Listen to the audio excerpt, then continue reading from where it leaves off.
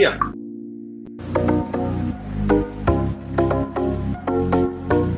You can hear 100% infill. Huge thing here. This is also on island.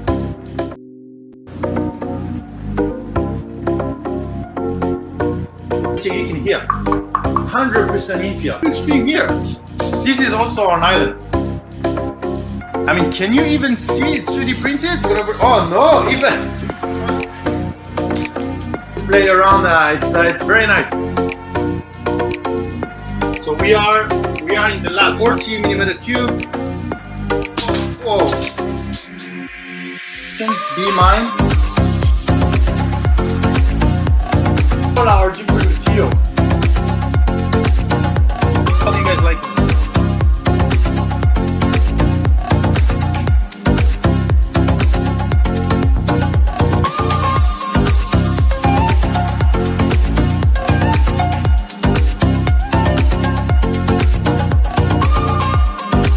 I think we are live.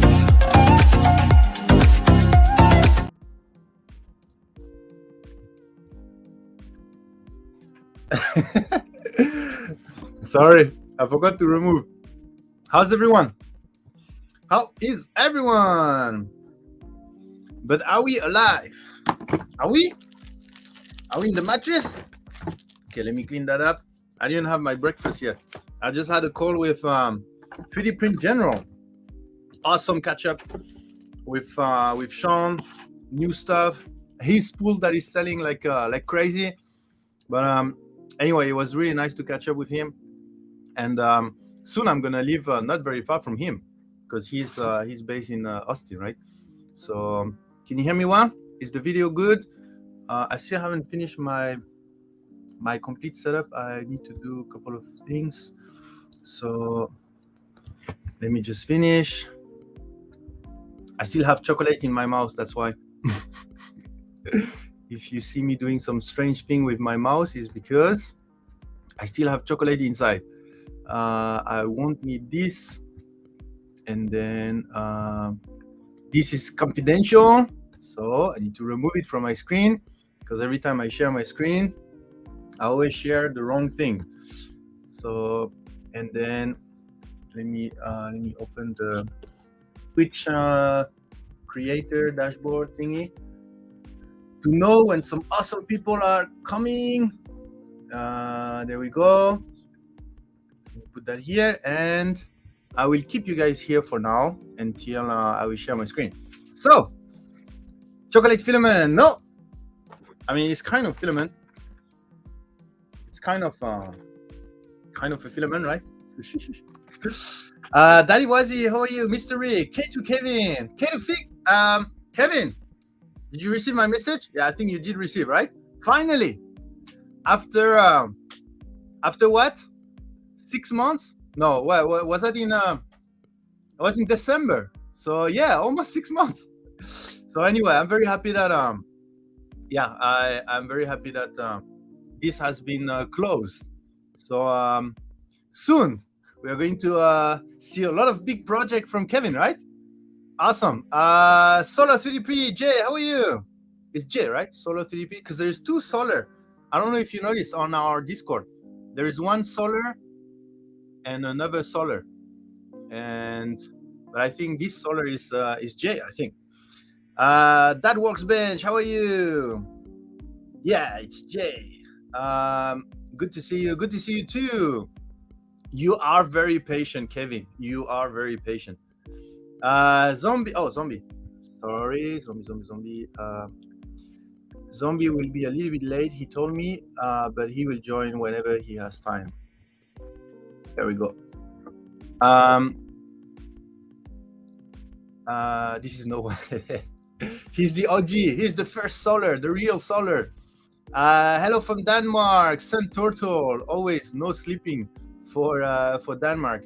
Who else do we have? Filament Score. Phoenix Call. Sorry. Filament Call. Phoenix Call. Sideline review. That's your breakfast? Well, kind of. Well, it's not my actual breakfast. This is my fast breakfast because I didn't have time to have breakfast. So this is my breakfast. And a little bit, I tried this. The picture was this, like this cookie in very big on the picture. Like he only had that cookie with a lot of chocolate chips, huge cookie. And I thought it was like the US, right? Like the big cookie. And then what do I receive?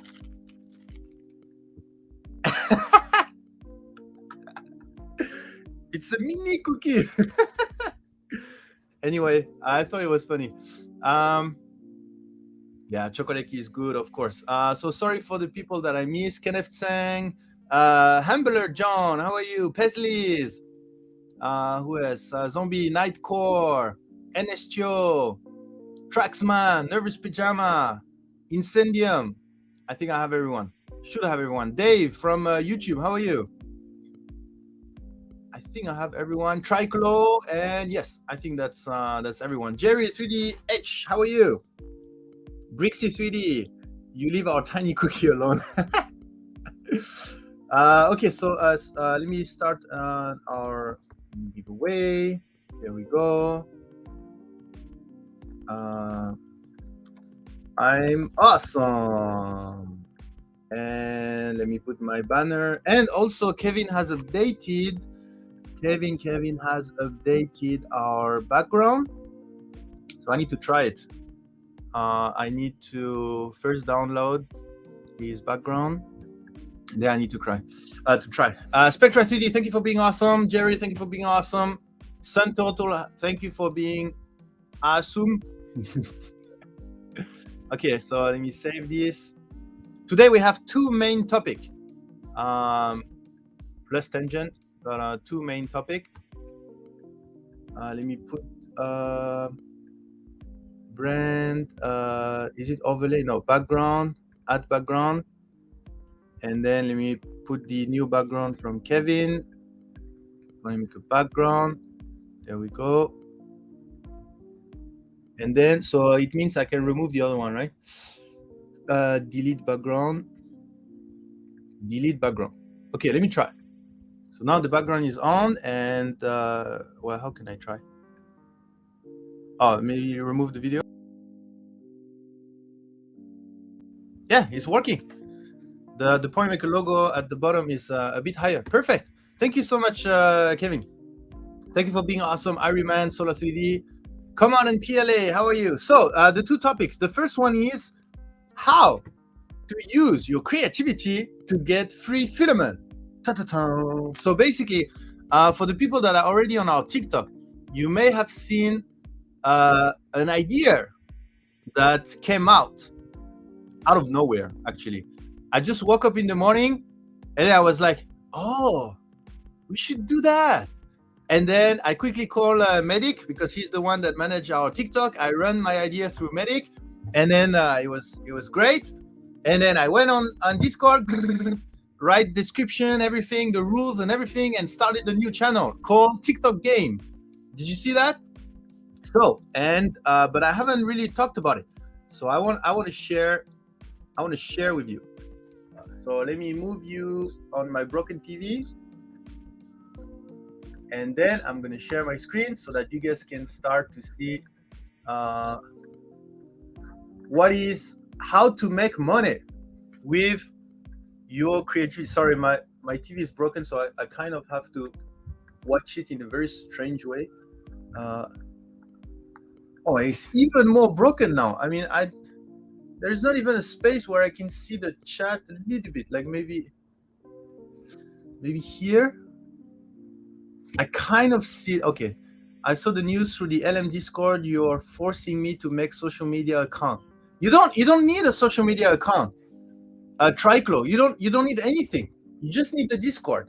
So that's why I wanted to explain, because I think some people were a little bit confused on how it works. So let me explain. Let me explain how it works. My new 3D HP logo would look cool on the roll. You have a new logo? Is that your yeah, my TV is cannot see very well. Is that your oh, I saw it. Yeah, your profile picture, right? I saw it. Pretty cool. Did you make it yourself, Jerry, or did you made it made? I like when the package say serving size 2 cookie. No one eats, just 2. Well, when I was in the US, I really abuse on the dessert.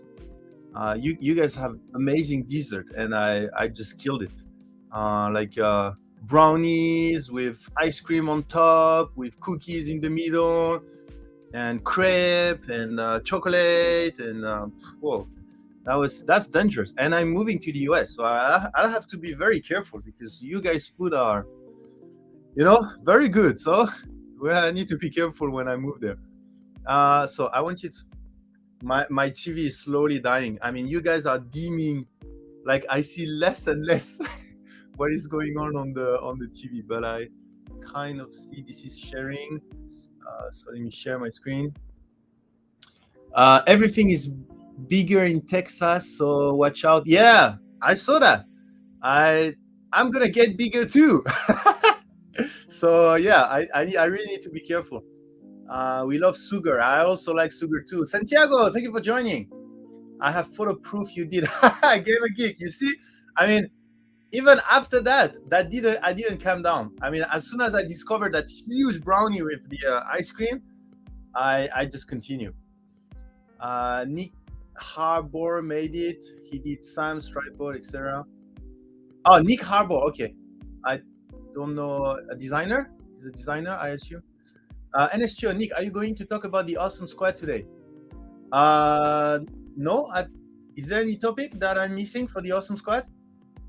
Maybe I missed something, NSTO. Let me know. Maybe I missed something. Thank you for being awesome, everyone. Pesley, Santiago, John Joe, Frankenbee, everyone, thank you for being awesome.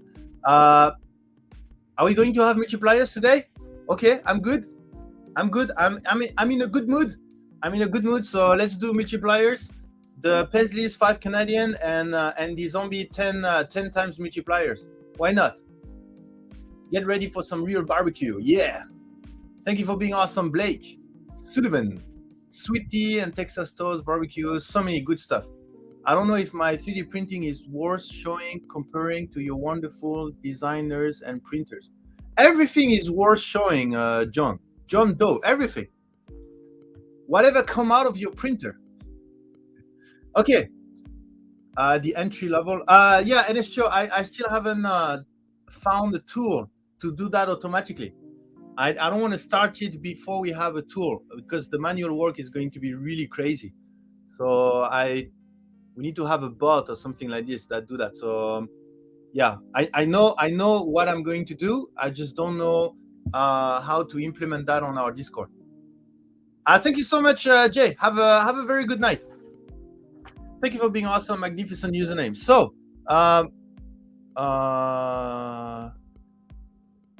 there we go. So, let's go through our TikTok game. Again, you don't need to have TikTok. You don't need to have anything, okay?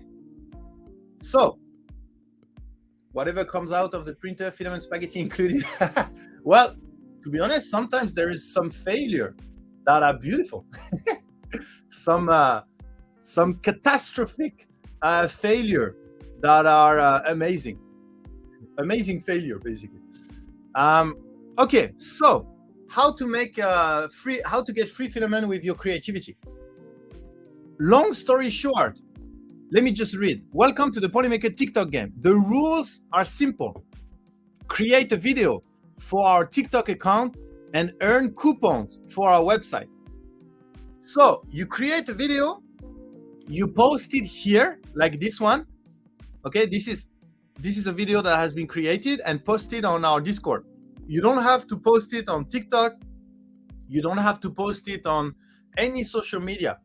You just have to upload it on our Discord here, on like this example, plus the description.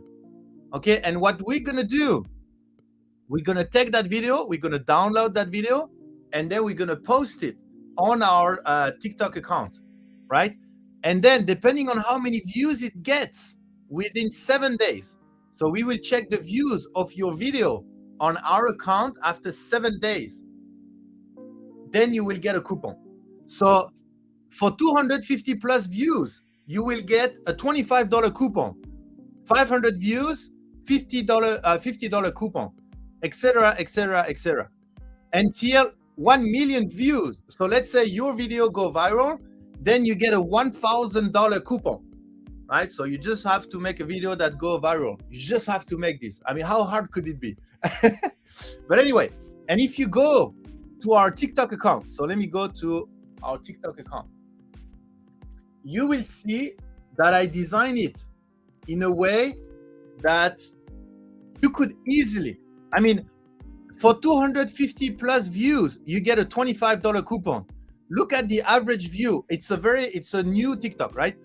Look at the average views: 400, 300, 100, 369, 290, 96, 382. So there is a 99% chance that whatever video you're gonna post gonna have at least 250 views, right? So even just having the effort of making a video, you could already get a $25 coupon, right?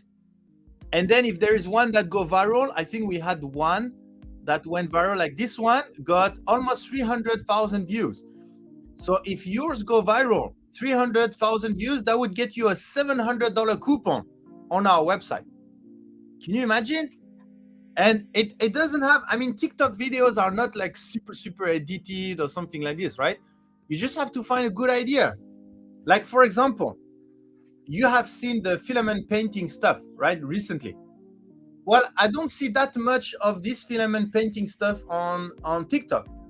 So it's still something very new. And we know that people are very impressed with that.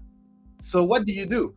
Then just record yourself making filament painting, and just find some ways to make the video attractive, and then upload here with a short description and the hashtags, and then that's it.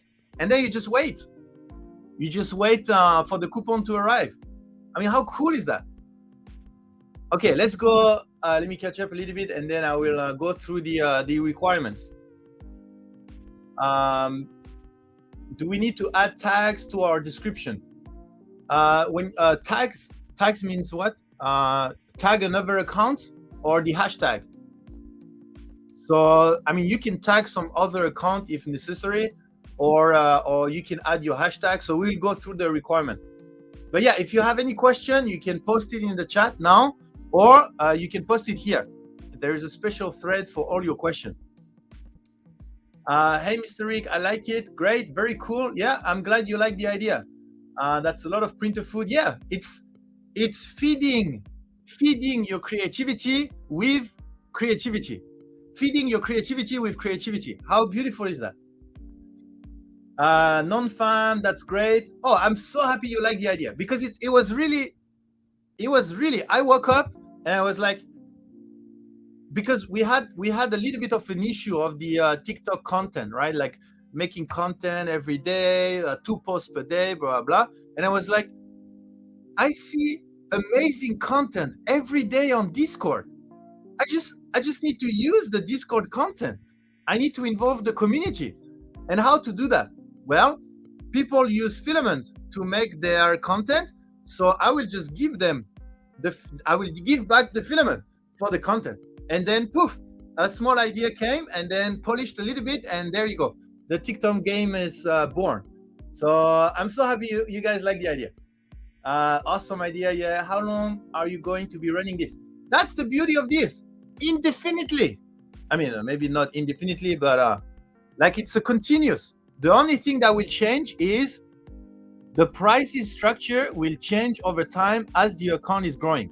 So right now, our average view is around 200 to 500. So the $25 coupon is on the average view. And as the account is growing, this average view will grow, right? So it won't be the easy of getting the coupon, the easiness, the easiness,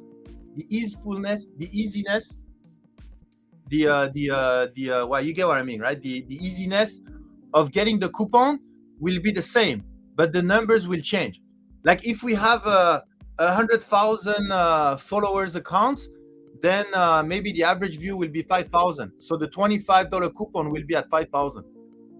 So if you want to earn as much as you can now. If you think it's easier now, then do it now. But that will be continuous.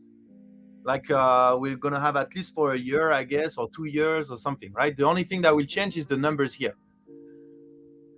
Okay, let me continue.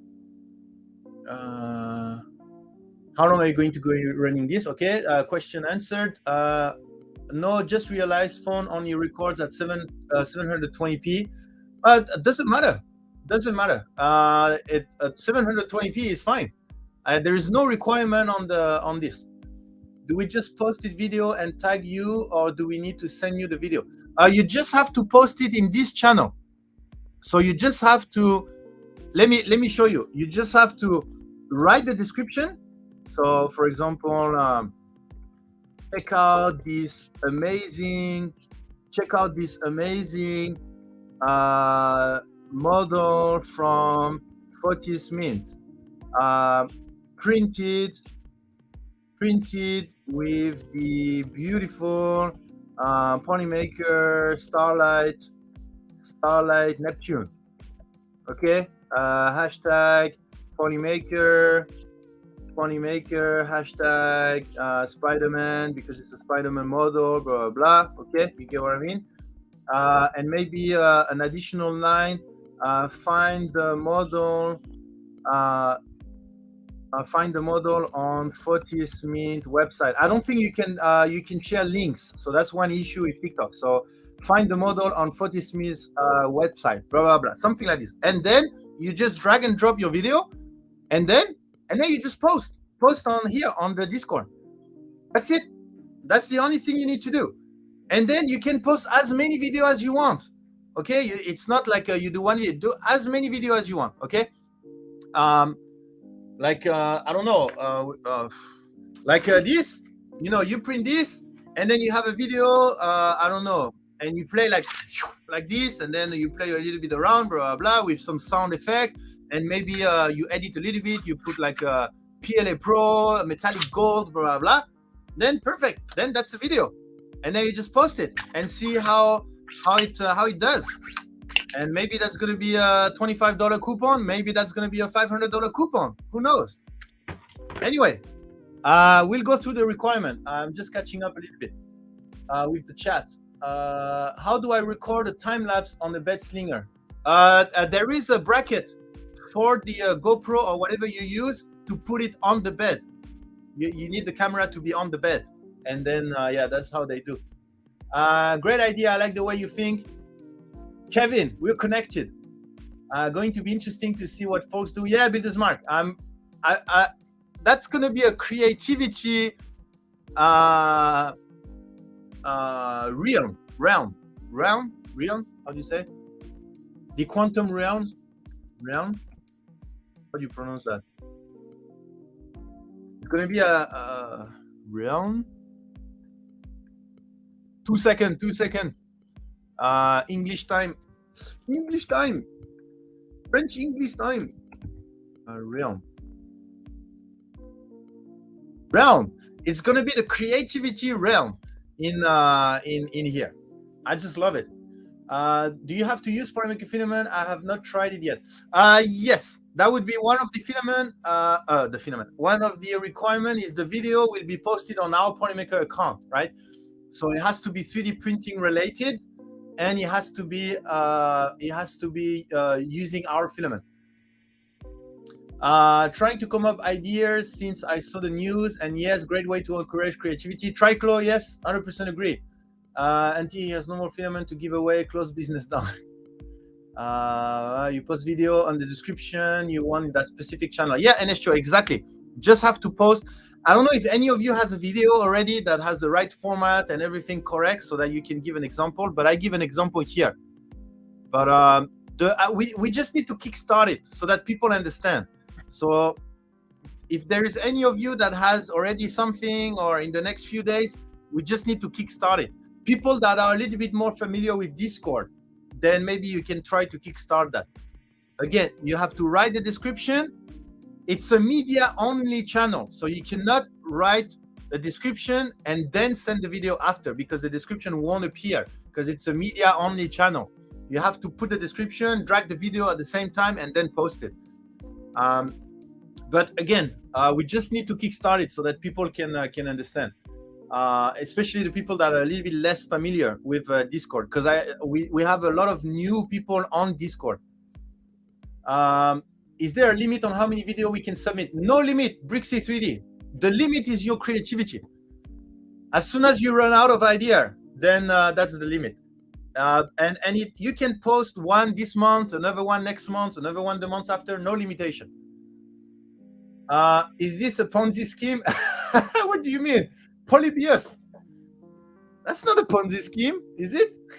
No, it's a great way to work together. It's a win-win situation. It's a win for Polymaker because we're gonna have great content to share on our TikTok, and it's a win for you because you're gonna get free filament basically. And will each video get posted, or do you need to get them? We'll get them. So if we believe a video is not matching our requirement, not family friendly, not 3D printing related, blah blah blah blah, so we will still reserve the right to not post the video if we don't want. And you're gonna have a cross on your video and an explanation on why we didn't post it. But I mean, 3D printing related using our filament, you shouldn't go wrong, right? It's more about the model you're printing. I've seen some model that are showing the hand with the wrong finger up, and like this type of thing, for example, we won't share, right? Or if something that, yeah. So some stuff we won't share. Hi, Stephen Poole. Stephen Poole, for example, this is great for you. You are an amazing creator, Stephen Poole. So I think this is great for you. I will try downloading TikTok. There last time I tried to sign in, say something about TikTok being banned. Spectra V, you don't need TikTok. I mean, you can go, for example, on our TikTok to learn what is working, what is not working, or what type of video are we expecting, or something like this. But in reality, you don't need TikTok, right? Are there any restriction for what we print or any category of limit? There is restriction. So family friendly, well, but family friendly is very vague, but I hope it's clear. Like no anything sexual oriented is not allowed. Anything vulgar, like vul. Is that even an English? Non-familiar, vulgar. Is there any French people there, Canadian people that can help me translate? Vulgar, vulgar. Anything vulgar is not allowed. Like I said, the hand that has the wrong finger up or something like this. Anything vulgar is not allowed.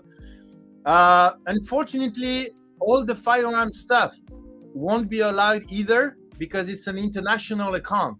So we have to kind of be in the intersection of the laws of international countries. So all of that is not allowed as well. Yeah, I mean, if you use your common sense, it should be fine. And if there is anything that is not allowed, then we'll just explain that this is not allowed, basically. But hopefully, I mean, yeah, just common sense and it should be fine. Should be fine.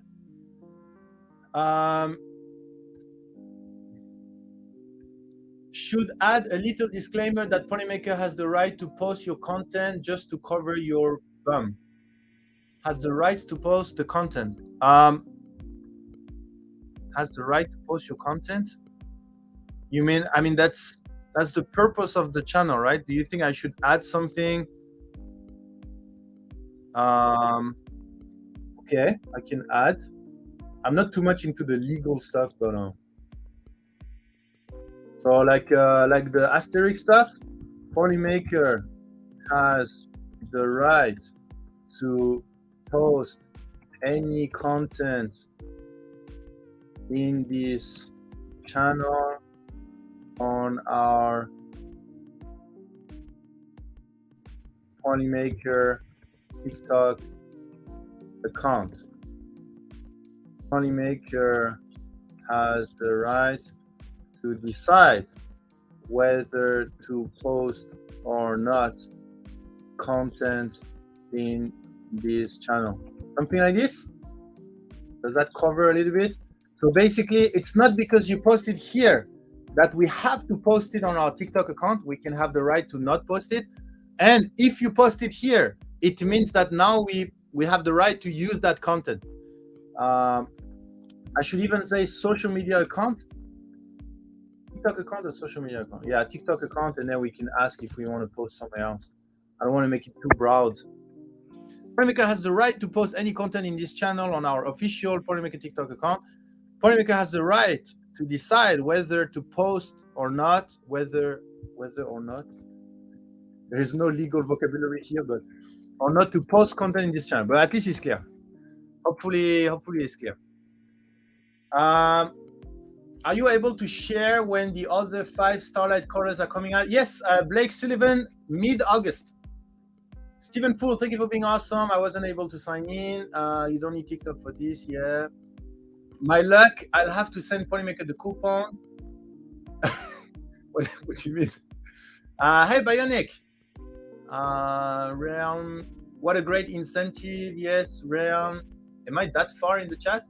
So the video in that channel, just wait in line to be posted. Yes. Hey, John, fantastic idea. Thank you so much, Ariman. Do we need to specifically name the PM filament in the video? You don't need to. It would be great, but the goal is to make the video enjoyable. But you have to put the filament and the model and the designer name in the description. But you don't have to put it in the video. Highlight, keep. Sorry, Phoenix Call, I don't understand. Sounds great, Stephen Poole, yes. Can we do stitches? What's Amy for Life? What stitches? Do you mean like put videos on, like edit a video? Is that what stitches is? Yeah, you can. You can have a your slicer work, a time lapse of your print, and then what the print is used for. Yeah, you can stitch video together. You can edit whatever, and then post everything. It will be posted as it is. I would assume showing the spool of Polymaker filament in the printer should be good enough. Yeah. Do you use soundtrack from TikTok? Oh, that's a good point. I haven't thought about the audio. Yeah, I mean the audio. Yeah, so the audio has to be royalty free, right? Yeah, that's a good point. I haven't thought about the audio. So let me put audio for the audio, either royalty free, either no audio, and it will be selected from the TikTok library. So you have 2 choice. Let's do it 2 choice. Is that called royalty free? Yeah, it's royalty free means it's free to use, right? So for the audio, either you put your own audio if you really wanna make it nice and you want to control everything within the video, then you put it directly, but just to make sure it's royalty free. Or you just don't put any audio, and we will select one from the TikTok library. They have good audio, so yeah, I guess we'll do like this. I haven't thought about asking this to Medic, but let's do it this way then. Good idea. Let me know if you have some suggestion. No offensive. Yeah, no, nothing offensive. Exactly. Vulgar. Oh my God, am I that far in the chat? I'm 6 minutes away. I'm not that far. I'm catching up. Tonight we present language lesson with Nick and Polymaker. Yeah, sorry. I will have to try and get some Polymaker filament soon. I keep seeing, and I need to get some soon. Yeah, John, do it. I don't think just get a PLA Pro metallic and nothing can go wrong. And if it goes wrong, we'll replace your spool anyway. So there is no risk in investing in a Polymaker product. Common sense is quite rare. Okay. I can find other things to print. Come out on PLA. Good evening, Jedi Spidey. Creative, not offensive. Yes. Do you having a date for your Mervius Polytera dual color for Canada? It's not available already? I thought it was. Or maybe let me check. PLA dual. Too many PLA. Oh, I didn't put it on the website. That's why. Oh, snap. Oh, sorry. Numeric. That's my fault. It's not on the website. I thought I put it, but seems like I only put it in the US. Yeah, I really need a refresh for the Canada website. Sorry, my bad. I'm gonna do that Thursday afternoon, I think. Tomorrow afternoon, I will have to do that. Sorry. And I did a recent refresh on the Polymaker. I don't know if you have seen, but now we have the whole PLA line that is here instead of there. So anyway, we're gonna talk about this after. But yes. But it should be there. It should be there already. 3D printing, guns and weapons. Yeah. So this is no international. You can think about all the laws from all the different countries, make the intersection of all of these. Then you have to stay inside there. So it doesn't give a lot of freedom, but we have to stay inside there.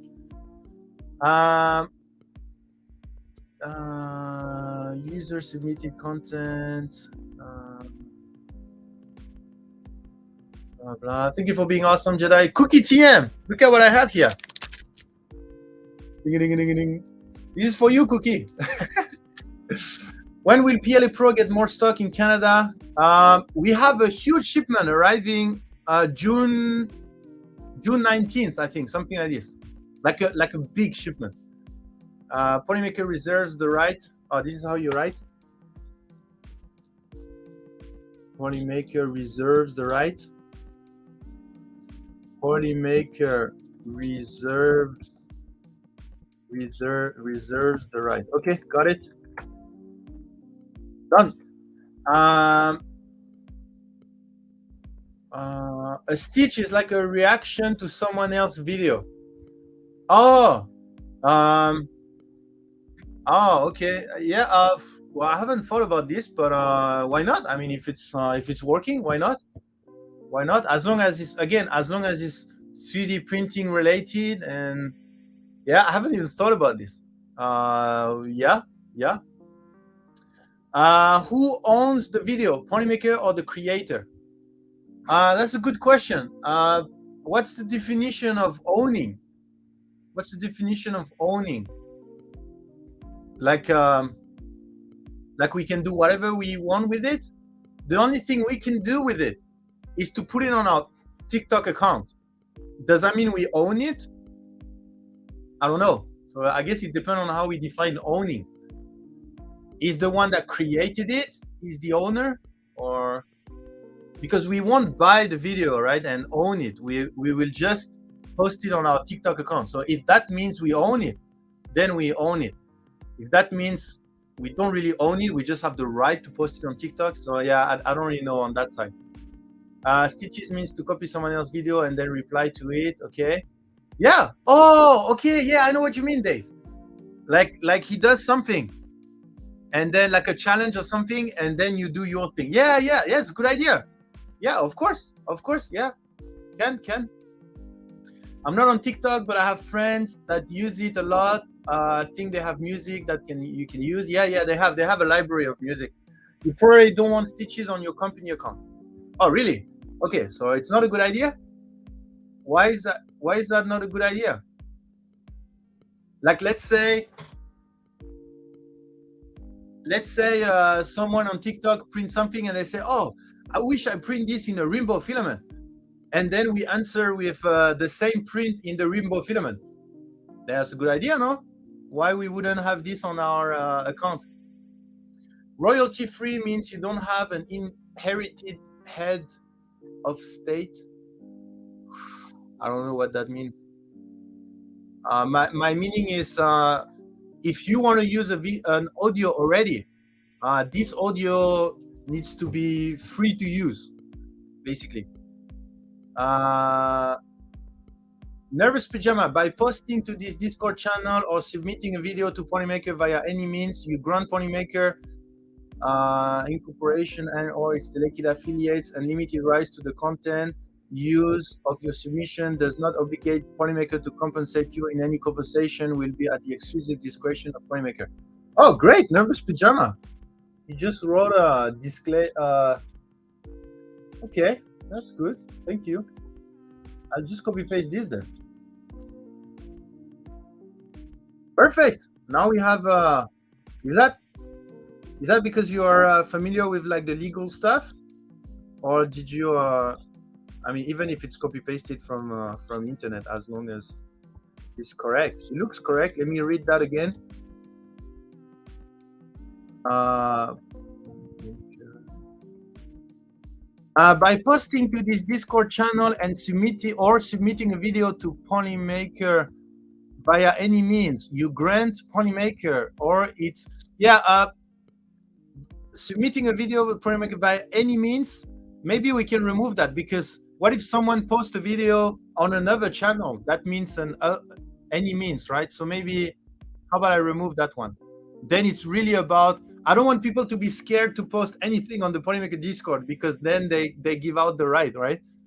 So maybe by posting in this Discord channel, maybe I will remove this one. I think that's fair, right? You grant Ponymaker and its delegate affiliate unlimited rights to the content. Use of your submission does not obligate Ponymaker to compensate you, and any compensation will be at the exclusive discretion of Ponymaker. Okay. Yeah, looks more looks more professional. Why my edit is gone? Do I need to refresh? Oh, there you go. Thank you so much, Nervous Pajama. Do you print here? No problem, my friend. Blah, blah, blah. Thank you very much. My family, yeah, I have your whole family there. But it's a mini family, huh? My international laws and all that. What about LGBT themes? What does that mean? I don't know. Within international law, I don't know. Oh, LGBT. The yeah, I know. I don't. I would have to check whether it's. I mean, there is no particular law in this, right? I mean, it's pretty free in. Well, depending on the country, right? Yeah. So now you see how hard it is, right, to be an international company, right? When it comes to PR and stuff, not easy. Especially when you want to. When you also want the company to have certain principle, and that's really not easy. Can the creator also post it somewhere else? Yes, but not on TikTok. Like here, the video cannot be on TikTok already. Maybe I can formulate this a little bit better, but it cannot be on TikTok already. Basically, you can post it after we post it, but you cannot have it on TikTok already. So I think I formulated properly, because you can still post it afterwards. The reason being, if TikTok find out that this video already exists, then it will not work as much, right? Because otherwise, you can just take all the viral video and repost it again, right? So that's the reason why. But you can post it afterwards in your account if you want, but not before. Can the creator use the video on own social media? Yes. On any social media except TikTok. TikTok, the creator would have to wait after we post. Like use it on PM advertisement or create a post it on hide on channel, etc. Like use it on polemic advertisement or the create a post. Sorry, I didn't get it in this show. See you later, Little John. It means Polymaker will be posting videos from someone who didn't consent. Wait, sorry? It means Polymaker will be posting video from someone who didn't consent. Oh, you mean the stitches? You're talking about the stitches? Oh.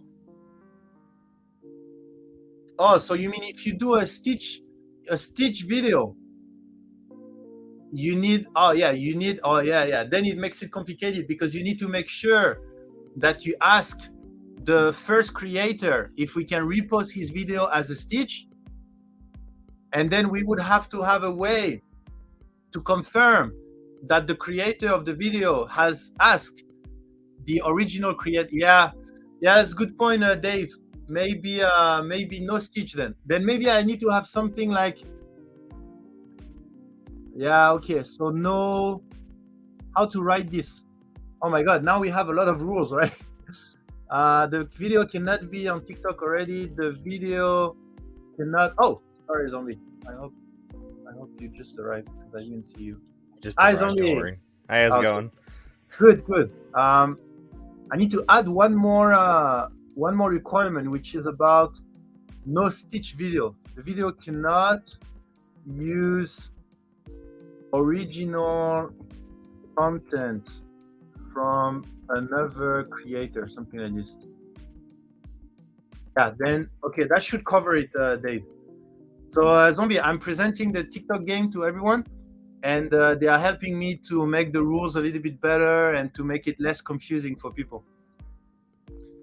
Yeah, I'm not big on that type of content, so I didn't really know how I can assist, but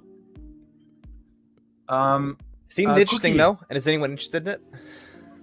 Yeah, everyone thinks it's a good idea, so I'm really happy. Make a video, post it. Yeah, there you go. Exactly. I'm confused. Do we post the video to our own TikTok or post it in your channel and post them on TikTok? You, Cookie, you only need to post it on the channel, and we will take it and post it on our official Polymaker account. Okay, so okay, that's what I didn't really understand, or I guess I didn't read that part. Yeah, so yeah, that's why. Yeah, maybe I don't know how to make it clearer, but that's the reason why I do the stream on this, because I want people to, because it's for me, I think it's really a win-win situation for everyone, but just people need just to understand a little bit how it works. So we just need to kickstart. Like I said, if there is anyone that is brave enough to kickstart this by posting a video, and then it's going to be followed by more people. So go to the top. Come again? Go to the top. I would post that on here. Create a video for a TikTok channel. I don't know how to rephrase it, but and post it in this. Post it in this. So you mean is this a channel or is this a forum? Welcome to the Polymaker TikTok game. The rules are simple. Create a video on our TikTok account. Okay, so create a video. TikTok? Create a video on our TikTok account and earn coupons for our website. Create a video. Just put a note underneath it, like post your video here, and we will re-upload it. And then I think that gets it makes it very clear. Okay, create a video. Oh yeah, that's true. What's the size restriction? Because a lot of people don't have Nitro, so they can't upload large video formats to. It should be less than 25 MB. What's the free? Is that enough size? Create a video. Post it on this channel. Post it on this channel. Post it on this channel. Because the rules are simple, but if after I say the rules are simple, and then it's hard to understand sentence. Then so just from my perspective, I tend to like gloss over all that stuff and kind of just like read the headline. That's kind of how I read, and I have a hard time. So if it's all presented right at the beginning, that might make it a little more clear. Post it on this channel. we will And upload we it will re-upload it for on. our TikTok account. We will upload it on our TikTok account, and you will earn coupons from our website. Okay, there you go. Depending on the performance. Okay, is that clear? Create a video, Is- post it on this channel. We will upload it on our TikTok account, and you will earn coupons for our website depending on the performance. On its performance. Okay, should be a bit clearer for TDLR, right? Maybe I should write. The rules are, well, basically the TDLR, too long to read, to TLTR, too long to read. TLDR, too long. Yeah. Do not read. for people like don't read. Too long, don't read. TLDR. Okay, the creator is still free to use and post the video as they want elsewhere. Incendium, yes. Anywhere else, the only restriction is on TikTok. They cannot post it before us. So that's the only thing. So that's why one of the requirements is the video cannot be on TikTok already. So like I said, is because if TikTok realize that this video is a copy paste from another video, then it won't perform. So we need to be the first one to post it on TikTok. On other platforms, do whatever you want. On Instagram, Reels, Shorts on YouTube, whatever you want. But on TikTok itself, I would rephrase that to, and you can earn coupons instead of, and you will earn coupons. Oh, and you can earn coupons. For website, or maybe you can earn website coupons depending on its performance. Okay. Discretion. Mark H, what do you mean discretion? Thank you for being awesome, Captain. Oh my God, my screen is jittery, like flickering. Ironman, that works. Sorry for the typo on my phone. Blah blah blah. Oh, discretion. Oh, you mean you did a typo? I copy pasted a typo. Posture, blah, submission, conversation, exclusive. Oh, discretion. Oh, okay, sorry. And okay, so that's what you were saying, Mark H. Discretion. Okay, discretion. Thank you so much, Mark H. Captain Jerby, thank you for being awesome. That works. Blah blah blah. Okay. I think you post to Discord and then Polymaker may post it to their TikTok. Yes. And that's the thing. The more people will understand today, and the more you can help to make other people understand. Glad to have Marcus, blah, blah, blah. Okay. I got that. Spoken True, thank you for being awesome. Animatronic Theater, thank you for being awesome. Just put blah. Can I make a new fresh video of an old print like Godzilla, Monster Truck? Yes, you can, Stephen Poole. You don't have to do a new print for the video. You can take a print you already have at home and just make a video out of it. Tracker rules subject to change without notice. Rules subject to change without notice. Oh, yeah. Okay. Maybe I will add this as well. Maybe as a third one. You have all of these asterisks during rules subject.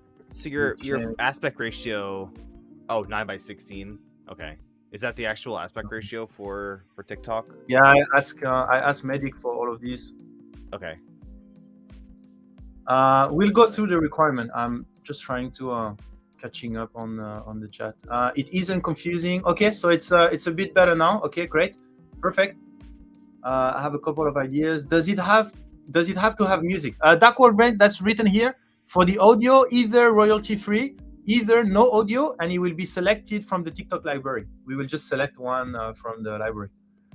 So we'll just download the video. If it has music, then we'll just upload like this. If it doesn't have, then we'll put our own music. I still have to confirm that with Medic, but I'm pretty sure there's going to be something like this. Nick, it's not discretion, it's spelled. Yeah, sorry, Mark H. I'm just a little bit late in the chat, but I just modified it. Perfect. I don't want a TikTok account. Yeah, you don't need a TikTok account. You don't need. Sounds so easy. A caveman like myself could do it. Anyone. It's. I mean, you take your phone, you record something. The only thing you need is creativity. That's the only thing you need. Maybe a Discord account and creativity, and then that's it. Post to channel will be rechanneled. Sorry, Tricolor, do you understand? There could also be issues with the size of the video can upload onto that channel. Yeah, if someone can confirm that you can upload 25 MB video, maybe just post it on the off topic or something like this. Because I also have Nitro, so I don't know if if someone can confirm, if someone doesn't have a regular Discord account and can upload whatever video family friendly in one of the channel off topic, for example, and see if it works. I didn't thought about that. Good some free accounts. I thought they increased the limit recently. Is it still 8 megabytes? Oh, if it's 8 megabyte, then haven't thought about this. Then maybe you will have to you will have to link it somewhere. Yeah, if you can confirm this someone in the chat, then I will try to find a different way. Like, you would have to give a Dropbox link or something. It's less fun because then you cannot go through all the video in the chat. But okay, so it's 25 megabytes now. Just say that the video has to be your original content. Yes. Oh, you mean the video cannot use original content from another creator? But I think that's better, no? Because if you say the video has to be your original content, but you can take original content from someone else and, you know, do a stitch or something like this, and now it becomes your original content. Post your submission here in Discord, and Polymaker will post it on TikTok. Do not post on TikTok yourself. Well, I think I don't think I need to add the do not post on TikTok yourself, right? Do I need to add that? Create a video, post it on this channel. We will upload it. We will upload it on our TikTok account, and you can earn. I think it's pretty straightforward now, right? Okay, I don't think I need that big do not post on TikTok yourself, right? Oh, did someone? Okay, so for example, cost bricks. So I don't know if it was a try or not. Let me see if it's an actual video or just a trial. Because you are missing a couple of things, but that's great. Thank you. That at least that gives me an example. So we have. Okay, so maybe it was just a. Oh no, it's not a try. Okay, cool. Okay, so we have a video here. Printed helmet. Some zooming zooming issue, but anyway, focus issue. So here's the great example here. Description requirement: your Discord description will be copy pasted as is, so please do not write any extra information. So this looks good. Okay, we will copy paste this. Okay, then short description including product, color used, and model and designer name. So product, there is no product name. Okay, so this could be Polylite PLA, could be PLA Pro, could be Polysmooth, could be any. So there's no product name. So it has to have product name. Then it has to have the color. So it's the yellow, but we don't know yellow from which product. Then it has to have the model name. So I think this is, I don't know, helmet from blah, blah, blah. So you need to have the model name and the designer name. So you have Nico. So that's good. Okay, so there's a couple of things missing. And then hashtag at the end with at least hashtag Polymaker. So here you don't have any hashtag. So you need to have hashtag. You need at least to have the Polymaker hashtag. And I would suggest to also add hashtag, I don't know. Is that a Star Wars? Check. Is that like a half Mandalorian something? So maybe a few more hashtag Star Wars, for example. Okay. So this, for example, would get across, and then I would open a thread, and then I would just tell you it is missing the hashtags, product name, model name. model name. Okay, and then I would do that, and then done. So you can see this was refused. It won't be posted. If it is posted, then you would have a check mark. Okay, and then after 7 weeks, you would have the coupon you have earned. So how many views? Okay, so this is check mark, and then you would have I don't know, maybe a star or something to mean that it's finished. And then I will post like this one has 1,200 views, okay, which transform into $100 coupon. Okay, $100 coupon. Okay, and then I will post this. Okay, is that clear? So thank you, Cosbricks. That's perfect, because now I can actually make an example. Okay. Yeah, great. So let me continue. Phoenix Call, I send you a DM. Okay. Did you? Maybe you need to send another one, because I don't have any notification from you. That's strange. Yeah. Don't pull up DMs on stream. Yeah. Oh no, Brixie, did you confirm it's 8 megabyte? Is it? Did you how far confirm back that, are you in chat? I'm at I'm 12 minutes. So let me go fast. Create a video for us to upload to our TikTok account. Create a video for us to upload on our TikTok account. I think, I don't know how far I am, but I think the description right now I'm hoping is much better, right? Create a video for us to upload to the Polymaker TikTok. Create a video, post it, and create a video. So you want to make it even more clear, like create a video for us to upload to our. Hear me out. Bullet points for these. Let me just create a video for us to upload. Bullet points. So let's like have one bullet for each one of those things. Create a video for us to upload on our TikTok account. So you want a bullet point like this? Yeah. Post it on the channel, and then earn website coupon depending on its performance. Okay, so that clear now? Create a video for us to upload onto our TikTok account. Post it on this channel. Post it on this channel. Earn website coupons depending on its performance. Okay, I should be very straightforward now, right? Thank you for being awesome, Cannabikes. I think files over 7 MB are blocked on Discord without Nitro. Is there anyone that could confirm? Okay, Brixie, okay, 8 megabyte. So can anyone with a free account upload something that is 9 megabyte and see if it's not working? What you had was better. Keep it simple. I think people are getting confused by the use of Discord channel and TikTok channel. Okay, so dark range. There's literally no description. So I don't know, or maybe you're just trying. I think they might be testing, yeah. Are you testing, or is that an actual video? Oh, that's cool. Maybe that's an actual video. So how looks like that's a video from Instagram, right?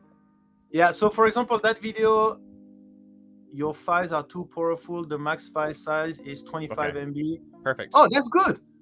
Perfect. So actually, Discord is going to filter the file for me because it cannot be more than 25 MB for TikTok.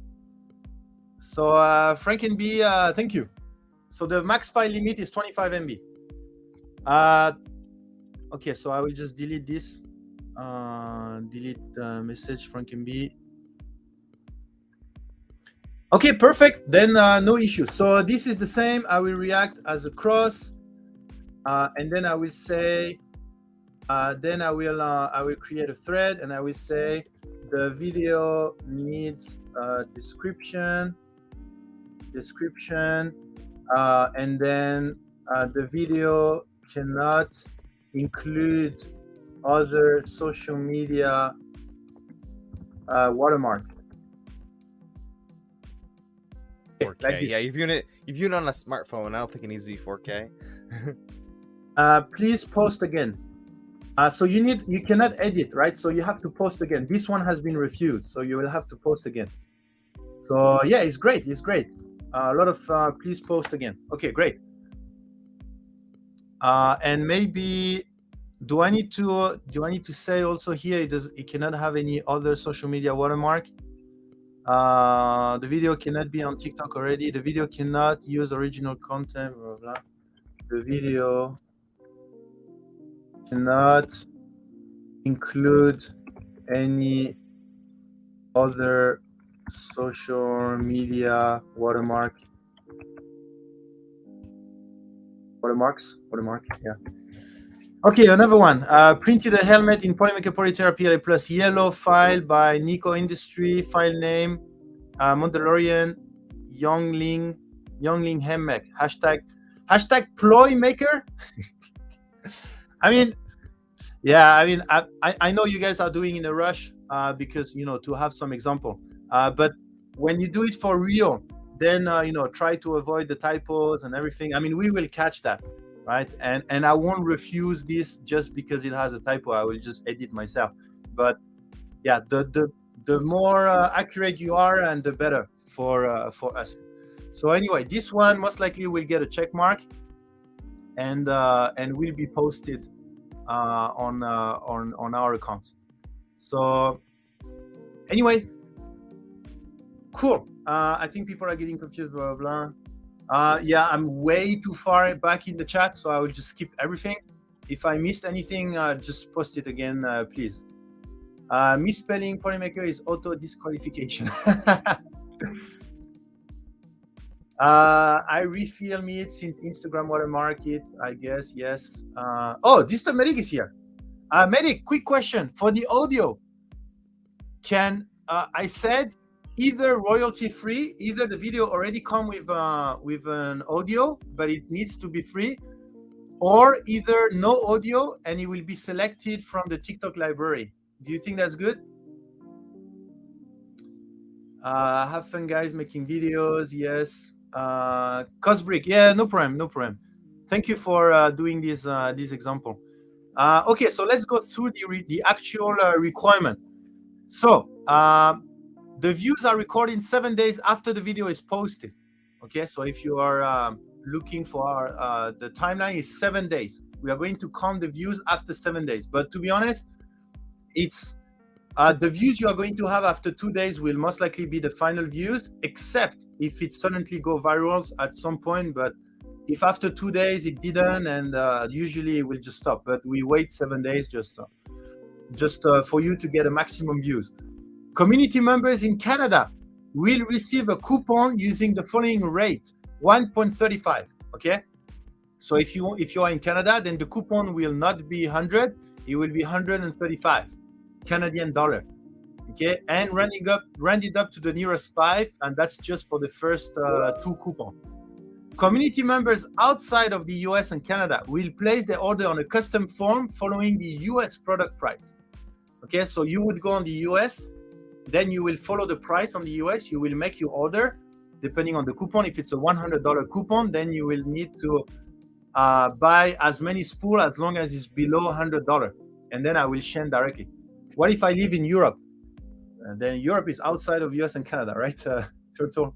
So I don't know if it was a joke, but community members outside of US and Canada, like Europe, will place their order on a custom form. Okay, so following the coupon, US price, blah, blah, blah. Okay, video requirement.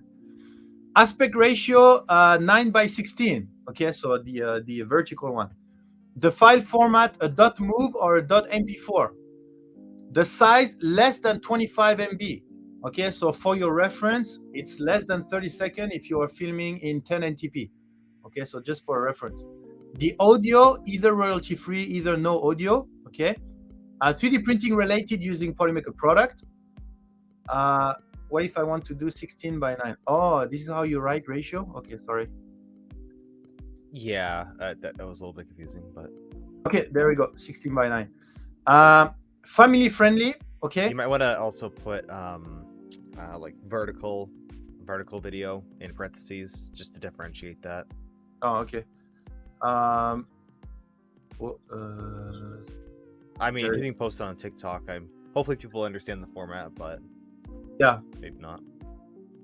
it's funny because it's how to say a very straightforward game, but the rules are so long and so complicated, Well, right? let me ask you this. So 250 views for a $25 coupon. What's the average view that a video like this gets? Because that doesn't really 250. seem... Okay, that doesn't seem like a lot. It seems like you could just... I just don't want people spamming, like spamming posts over and over again. So is there a limitation? I don't remember if I read that. Well, I mean, you can see, for example, this only have 96 views, right? Okay. And then this 147, this 110, this 108. So it's it's not all the time that you're gonna get a coupon. But I mean, rules like it's written, right? Rules subject to change without notice. So which means I mean, without notice, most likely I won't do without notice.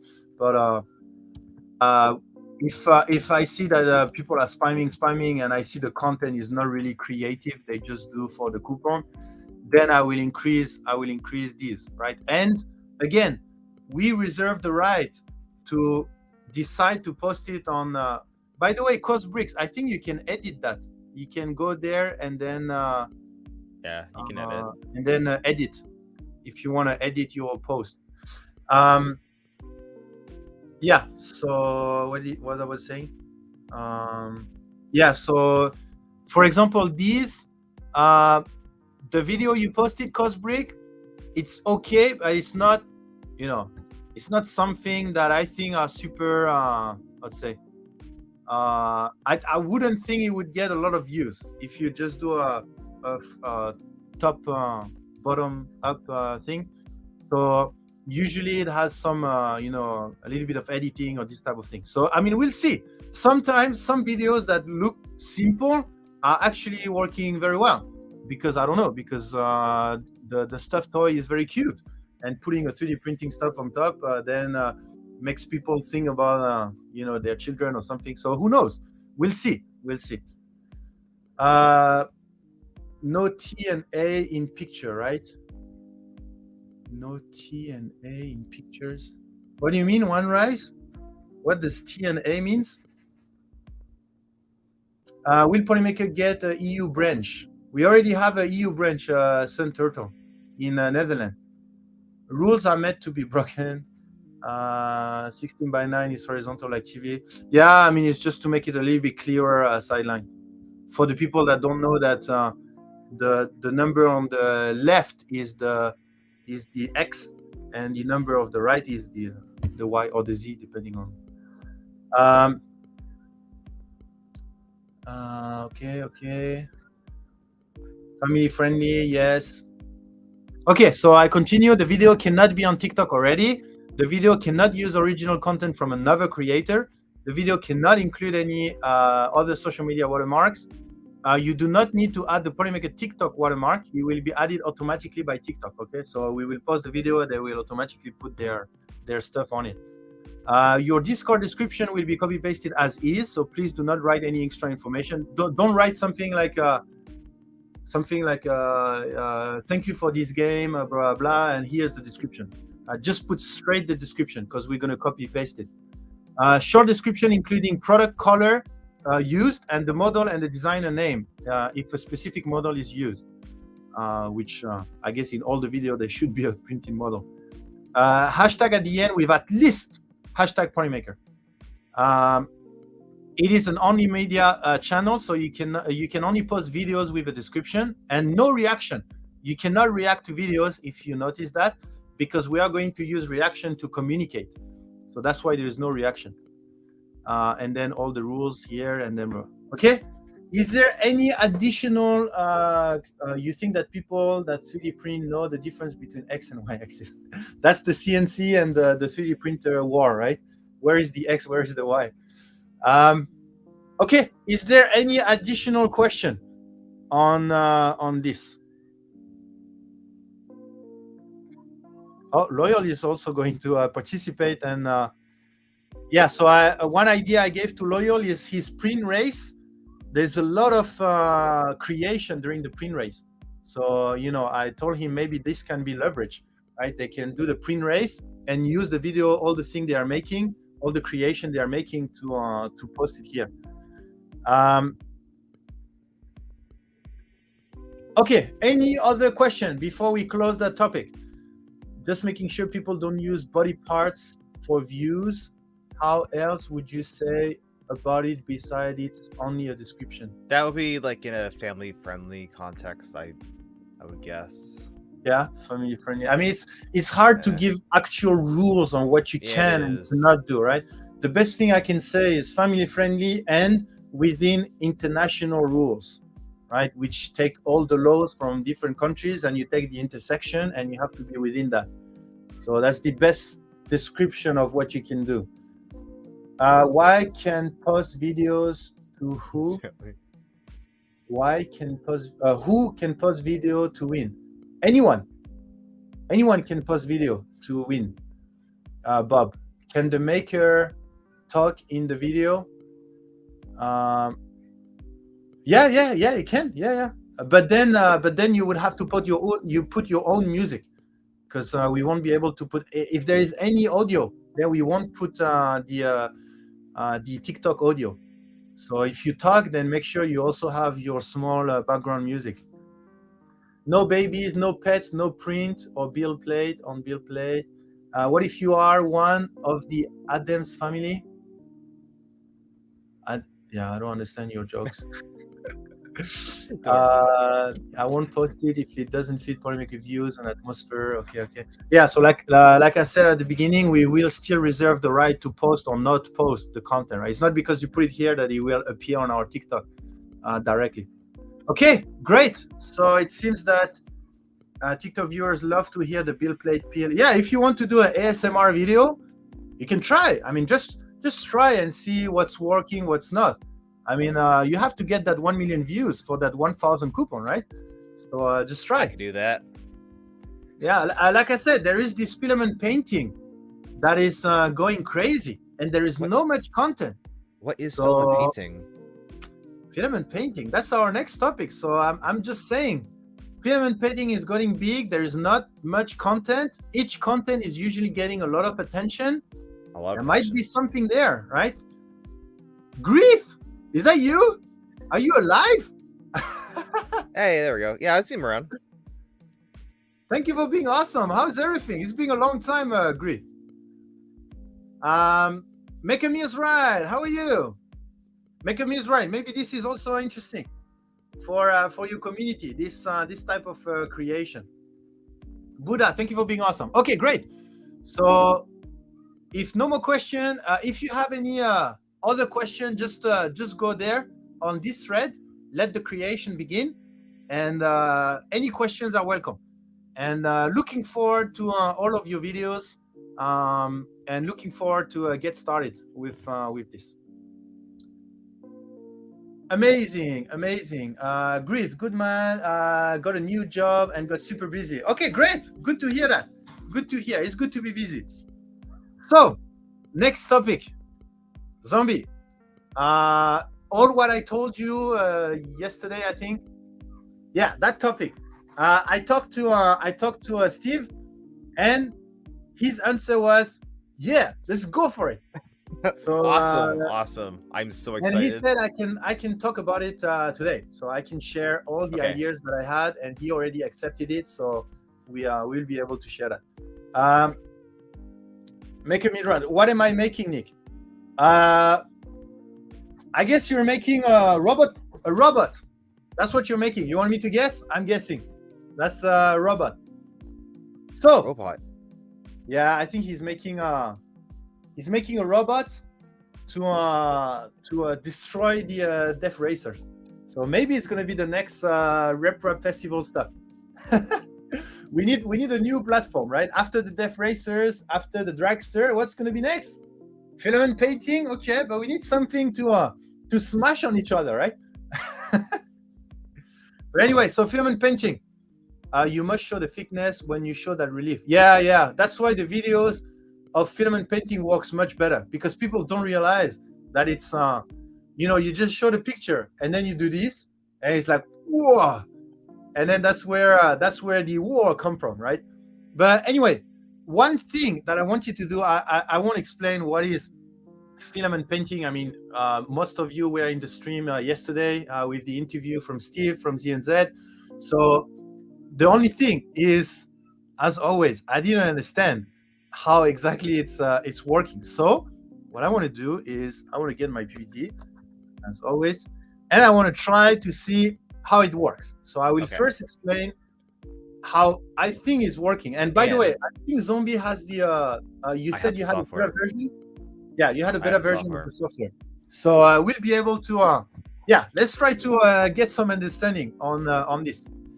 I'm trying to generate images for it. In fact, if anyone wants to send me an image, I don't really know the specifics, but if you can send me something kind of like this, using whatever, if you have access to Midjourney, whatever it is, or something I can use, I can slice that and show you. Yeah. Hey, Loyal, we just finished that topic, by the way, the TikTok. I don't know if you heard that, but the whole 1 hour and a half was about the TikTok game. And now we are going to talk about filament painting. By the way, Loyal, if you don't know that, you really need to discover that, the filament painting. It's amazing. If you're looking for a print race, next print race, filament painting, and get people to do this color swap. Like Paisley's say, right? If you don't do your color swap yourself, you're not a real one. Perfect. Yeah, Liz just posted the VOD, which we had a little bit of issue uploading it. YouTube stuff. Okay, yeah, perfect. It is live now on YouTube, so go check it out. It's honestly really good, and it does show pretty much everything you need to know, like the original, this thing right here. Yeah. This relief. All of these guys. I'm still amazed how well these come out. I'm trying to replicate something like this, but it's actually kind of hard. Them or what? Yeah, right? What's the point of having all kinds of colors available if you're not going to use them? Then my latest journey is trying to find the right colors for these. I'm struggling a little bit more with this one. Oh yeah, Steve one looked better. yeah, this is one of them. Oh yeah, so this one is not bad. It's not bad. I don't have the right blue, I think, but something like this. It does look kind of painted, and from a distance, it's not too bad. Yeah, there is some part that could be more contrast. I think maybe the transparency of the white was a bit too low, maybe. So I think we could talk about this, but it depends on the specific filament, and you have to slice it realistically for whatever filament you're using. You can't just have an image and then any color, any filament will work. So there's a lot to learn to really understand how to make good stuff. And so stay until the end, because I'm gonna announce what's gonna happen with between Polymaker and HueForge, and you're gonna love it. So I just want to do a little bit of a PPT time to I lost Zombie. Which one it is? Oh, it's this one. There you go. I just want to get some understanding. So let me tell you what I understand first, okay? This is where you tell Nick to be the judge for the print race for the filament painting. Oh, I would be honored, because I think you can do amazing things. I think it's a tool that makes your creativity go crazy, I think. Because we can do a lot of things with 3D printing already, but that's like one more thing that we are like, oh really? I can also do that with my 3D printer. That's not a bad idea for a race, because I could create an image like this and then upload it, and then give you the details on how to slice it and whatever, and the first person to upload this specific thing, they could win. That could be a pretty good game. Yeah, Loyal. Okay, so here's how I see it's working when there is two color, and the part that you understand is there is more than two. So let me tell you. Okay, So basically, what I see is, so now you see from the side, okay, from the side. So you print your first layer. Let's say your first layer is in black, okay? Mhm. And then what you're going to do is you're going to print some top layers. So let's put it, this one is in black, okay? And then you're going to print some white layers. So let me put it in gray just for understanding. If I put it white, then you won't see. Okay. And then what's going to happen is, you're going to print a little bit, let's say a little bit here, and then a little bit, let's say a little bit here. Okay. And then what you're playing with is that this white layer is actually a little bit transparent, right? So you will see the black through. And then you can add a little bit of a bigger one, and then a little bit of a bigger one around here. And then you do the same here. Here, I almost finish, a little bit here, and then maybe a little bit here. Okay? And then this is what I understand. So you're printing in black and white. Okay? And then from the top, what's going to happen is here from the top, it will look, here it will look black. Okay? Here also, it will look black. And then PowerPoint. here it will look white. Okay? So it will look like this. And then here it will look like this. I'm creating the picture that you see at the top, right? And then here you will have something like this, okay? And when you have one, then here, okay, you get where I'm going, right? You get where I'm going. So now it's from the top. What color is going to be perceived for people, right? And then you have these here, and maybe these here, okay? And then you have one in the middle, okay, which is a bit lighter than this one. So let's do this one. Maybe let's do this one, okay? And there you go. And then you have your image at the top, okay? So let me do this, and then let me do this, and this. Okay, so this is my understanding of the two color.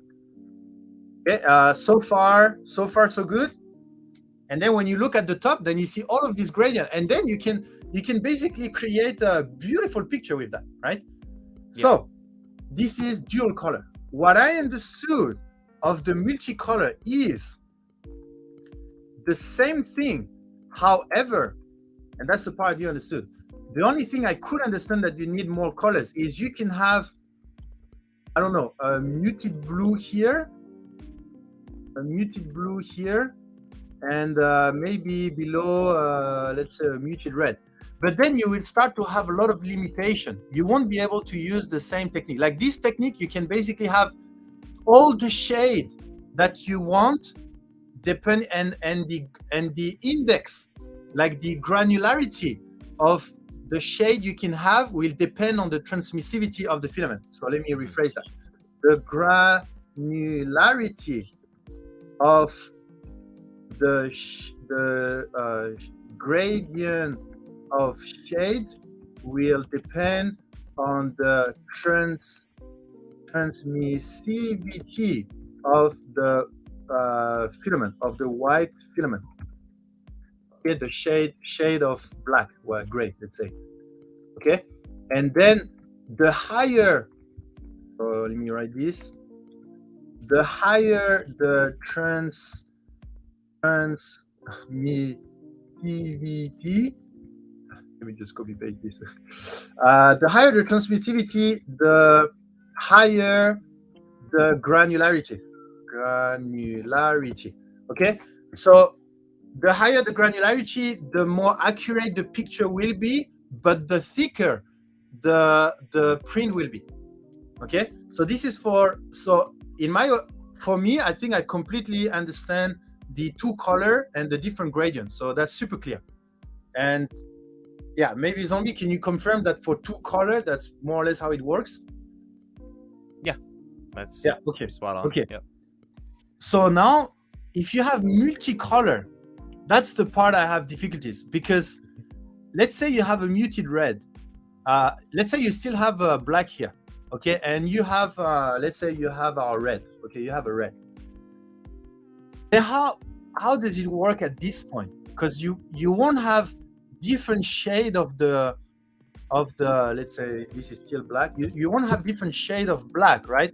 You would have, at some point you will have to print a red, because one layer has to be only one color, because it's a color swap, right? We don't need an AMS, we don't need a bamboo or MMU.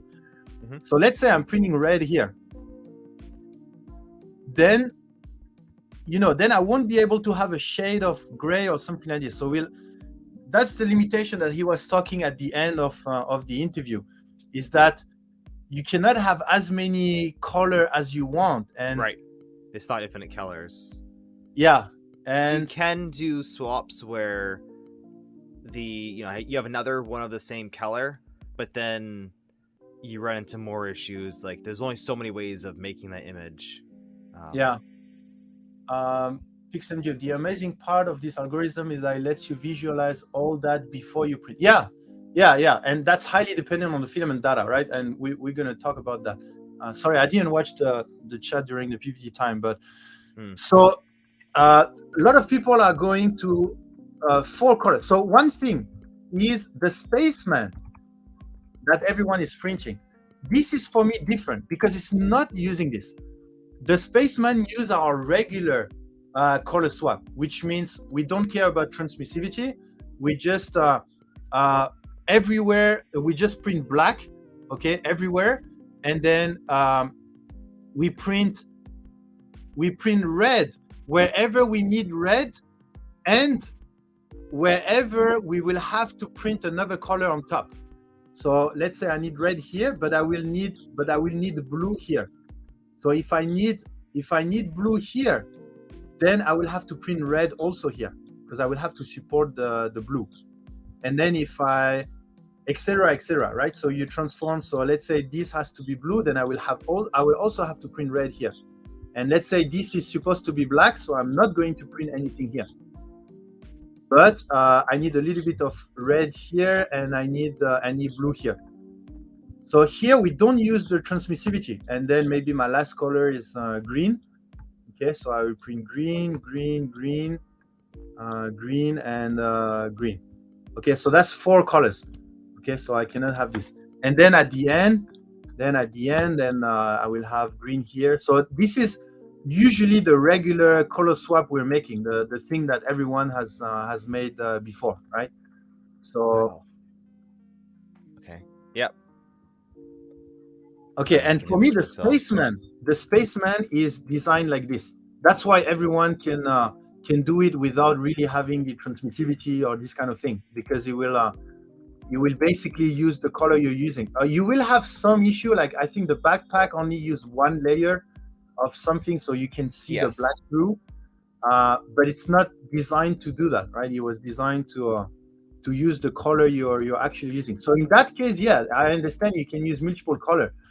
But the part that I'm trying to figure out is how to mix transmissivity idea, because this you can have such a amazing result of all of this gradient of color. Because one of the advantages is that you don't have to buy, a lot of people want us to release like 10 shades of gray.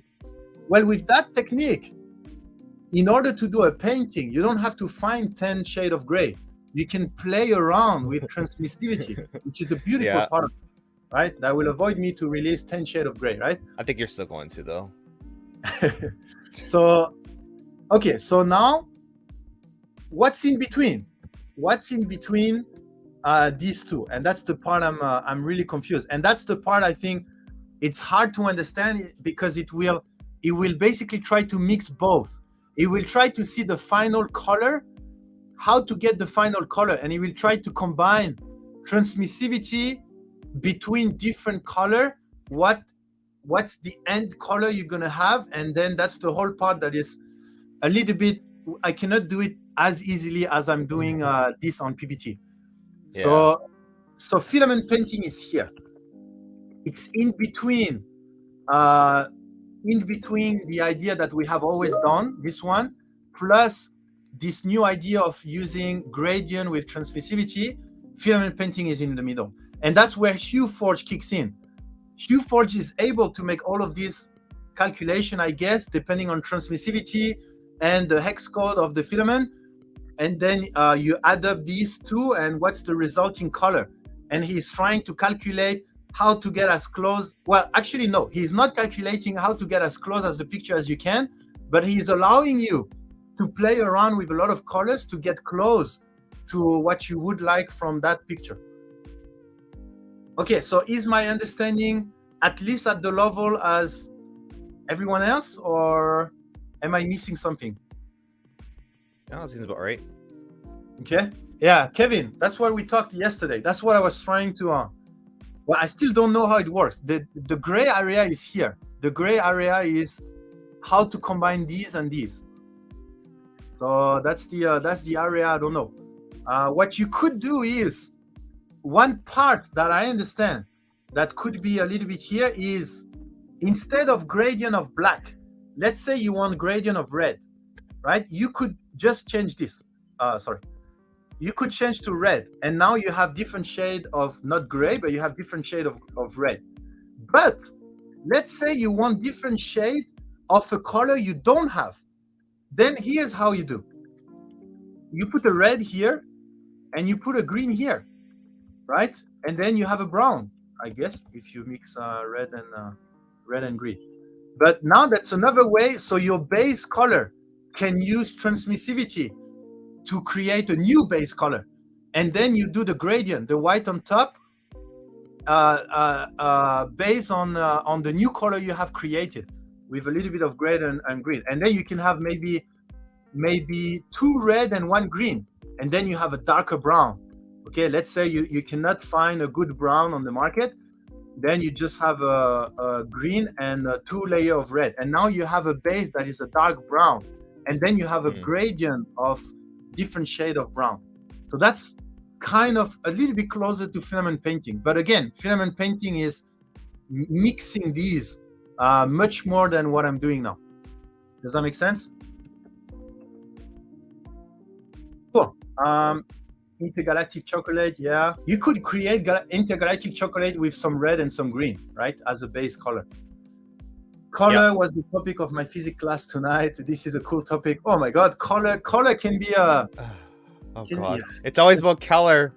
Everywhere we go, we always talk about color all the time. Yeah. Yeah, and we're gonna talk way more about color now that this is a thing. Yeah. Infinite possibilities. Yes. So, is your drawing presentation software? What are you using? So, is your drawing presentation software? What are you? Oh, I'm using PPT. This is PPT. PowerPoint. And by the way, I just updated my Mac, and now Mac has a whiteboard, so it's pretty cool. It's called Freeform.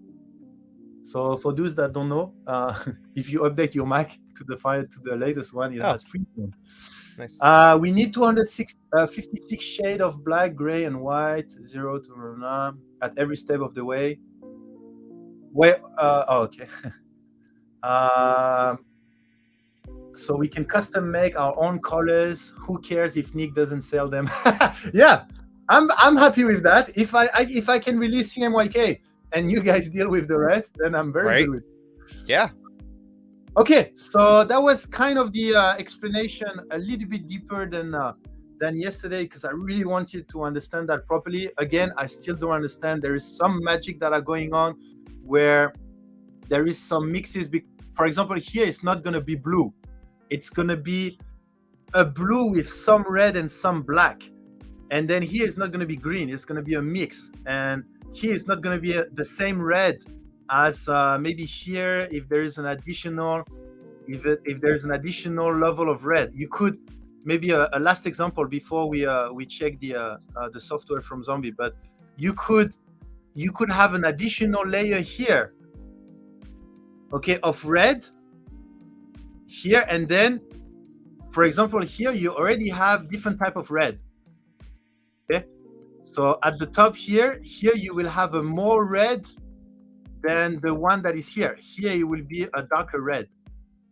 Okay, does that make sense? So you see, that's what the software is doing. It's calculating all of this, and it's making the perfect. So here you will have a darker red because you only have one layer of red on top of the black. But here you have two layers of red, so it's a reddish red, and etc. etc. etc.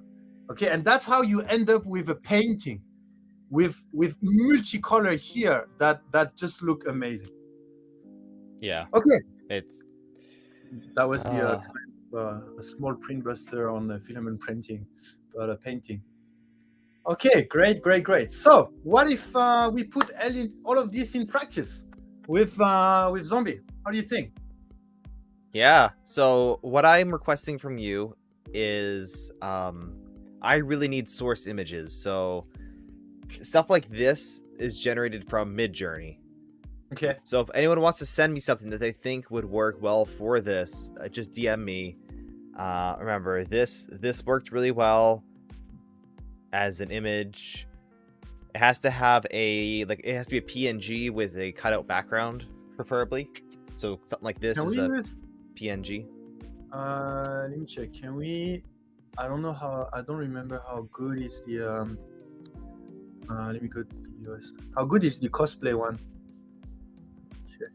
Maybe not as good, but maybe you can play around with this. Let me check. Photography. It has to be a right. You can use a photo, but like this flower, you have to cut out the section. So the fact that it tries to pull in all the colors and try to make something. You know what? I have the PNG of this. Can we try? Yeah, if you send it to me, I might be able to. Okay. Yeah, AI art. Well, obviously safe for work.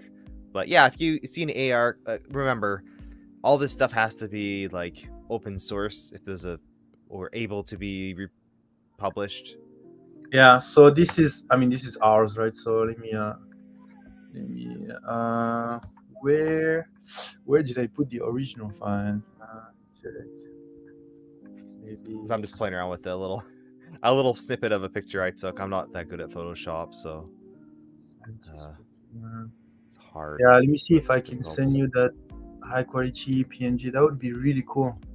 Yeah, that might be possible. And again, there are limitations based off of color. You're mostly using the shape, and then you're trying to add on colors that kind of match. It's right now I don't fully understand the process. I haven't really used the software, but I can kind of see how it works and how you would optimize it. And once you get really good at this, you can kind of look at an image and say, okay, this is going to work great, or this is going to be terrible. So yeah, send me your pictures and I'll play around with them. Oh, I don't have the. Oh, is it this one? No, it's not this one. I was actually using Photoshop to like make images because they have the AI generation tool on there now, but they're not. I don't have the right input, so I'm not getting good results out. Okay, let me just stick it from the website. Give you a detailed description. One of the ideas is I want a circuit board themed kind of abstract circular pattern, if that makes any sense. So like, circuit traces with some random things on it. That could be an option. I was thinking a landscape. If you want to send a landscape, like mountains and like water, whatever, or just mountains and trees, you're limited by color, but that could be kind of interesting. Okay, I'm almost done.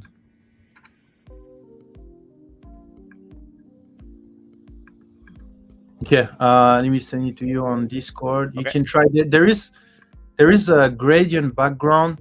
I don't know if that would look good or not. It's like a. I can play around with it. Yeah. Okay. Well, yeah. I'll just send it to you, and we can check. And then because it's not attached, if I do a PNG, then the fire is outside.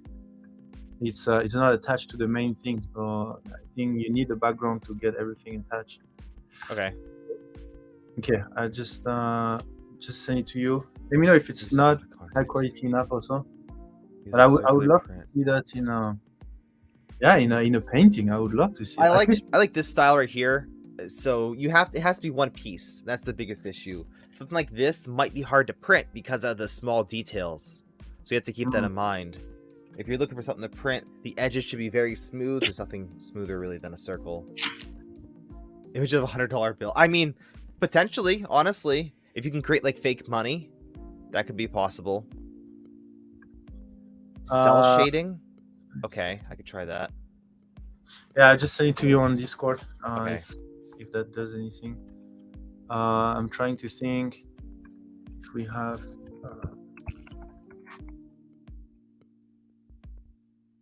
some other picture. I could try that and see what it gives me. Yeah. Save image. Otherwise, let me see some large.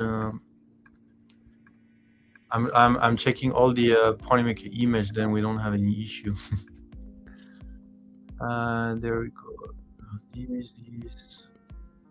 Oh, that'd be good. Cool. So what is cell shaded? I've been thinking about doing something similar: full stained glass, clear PTG base layer, black PTG layer change for the lead between pans, and then epoxy pour for the color of stained glass. Oh, dibs on pink.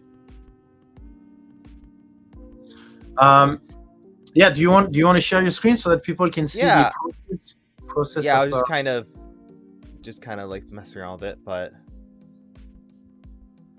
that could be. It does some like weird. It's hard to really see what it's. I mean, might not be the best one because it doesn't have much gradient. It's an actual drawing. It's not a picture. It does some like weird stuff that I don't know if it's intended. Or you could. Can you do a scientist because it's an actual picture, like this one, for example. Yeah, I can. Oh, actually, it's already PNG, isn't it? Yeah, they can just send me one of those. Or a Polymaker spool or something. And maybe try teal with white gradient or something like this. You may get the exact same. Maybe actually, yeah. Let's do that. You can try. You don't have anything to share or something because we talk a lot about the stuff we share, but nothing is on screen for people. Yeah, I can. So okay, I'm just like making sure the stuff works and that I can actually replicate it. So. Let me share my screen to make it easier. I'll share the window hue forge. Perfect. So we're gonna. I just show you an explanation of the technique, and now we're gonna use the actual software and see what are the things you're playing with and what's in the actual software. So you're gonna see that, and we're gonna explain. Yeah, this is. And then what are the differences depending on what color you use? So we're gonna do both. We're gonna do only black and white so that you can see the different shade and stuff like this, and then we're gonna do like different thing. Okay, sure. All right, so this is just a picture of my cat that I cut off the head from, and I already messed around with it a bit. It does work. It's actually pretty surprising. So note, this is in beta. This is a very much in beta, but it does work. I haven't actually exported an image from it. I'm just kind of painting right now. So right here you have all of your filaments. You have the color, and then you have the transmissivity. So the higher it is, that means the more light goes through it. And then we talked about this on the video, but you can use a little sample and then like look through it into a bright light and kind of guesstimate what it is. Maybe there's a more scientific way of doing it. But for now, this is what we have. Yeah. So like for example, if let's say it's in millimeter, if you say transmittivity is 7 millimeter, it means that if you have a 7 millimeter thick layer, then the light will not go through, or very, very small amount will go through. Okay, so that's what that 7 means. If it's 1, you only need then it's a very opaque filament, right? Only 1 millimeter and it's already stopping the light. If it's 10, even a 1 centimeter thick plastic, and then it will. So that's the idea of the numbers. Yeah, it's kind of like that, Buddha, right? Where you are. So the difference between a CMYK or whatever 4-color printing for prints is that those will blend together. These do not. It uses a very different technique for colors. So original Zuno, stay until the end and you will see what's gonna happen for that. yeah. What app is this magic? This is the app called QForge. Liz, can you post the interview again? There's not a whole lot of information on this yet because it's not out yet. So we did an interview with the creator, Steve, yesterday on the Z and Z show. And all the information is really in there. So what I'm going to do is make a 4-color print. Let's do black. So I'm going to drag black over to here. Do you think we can do a black and white first, like the first explanation I made? So the black is, and then black and white. So like 2-color. Yeah, just black at the bottom and then the white to get all the gradient. Already, this is quite amazing. All right, black and white. So the bottom layer is black, and then the top layer is white. So you can specify how many layers. So with this slider, it's specifying how many layers there are. So let's put 10 black layers. And then white. So depending on how many white layers I have, it'll change how the top surface looks. So just with 2 colors, this is the gradient it's able to make. So playing around with it a bit. Oh, actually, I'm surprised. Like, why if you add black, why does it change anything? Because the black is the bottom layer, right? Yeah, I don't know. I don't know how that. I don't know what that's doing, to be completely honest. But yeah, it does kind of change. Why does it become darker if you add more black? Is it? Oh, okay. So I know exactly what's going on. So I'm specifying a 17-layer print, I believe. So this is at layer 20. So I can have black all the way up to layer... What? No, that doesn't work. So wait, what are the numbers? So you have a layer depth. So do you need to specify the maximum number of layers, or it will calculate? I think that's what I'm doing. You're creating layers. Let's do 2 layers of black, and then so 2 layers of black, and then a couple layers of white. Let's do 3 layers of black, and then another layer of white. So is that the 3rd layer and the 4th layer? Oh, so in this case, you only have 1 layer of white, or depth, filament layer. Yeah.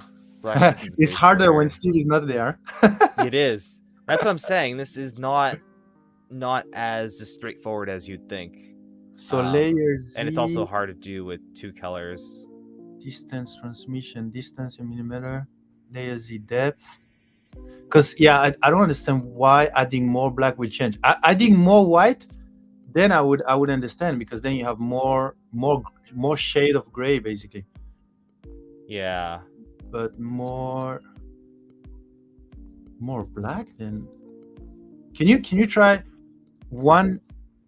Yeah, so if you do one layer of 2 layers of black.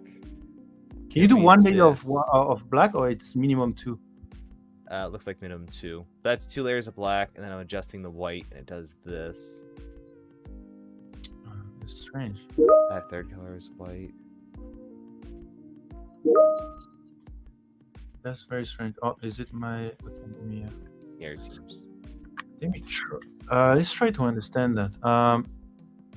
And now, so if you're adding more black, it doesn't change anything, right? My guess is because this has some transmissivity. It's letting some light through, but I don't. Because do we agree that there is only one color swap here? Yeah. So so the black is basically the whole print, right? It's like one big layer. So I don't understand whether you add 2 or 3, or does it take in account that there is light behind? That's why if you add more base layer of black, that's why I don't understand. But regardless, let's move past there. Yeah, it's all about contrast. So the most I can really make with 2 colors is this kind of image. Although Like you see, you increase the black and it looks much better. I don't understand why. Is it doing? Is that adding black on top? Does it record how many color swap you need to do? Yes. Where is that?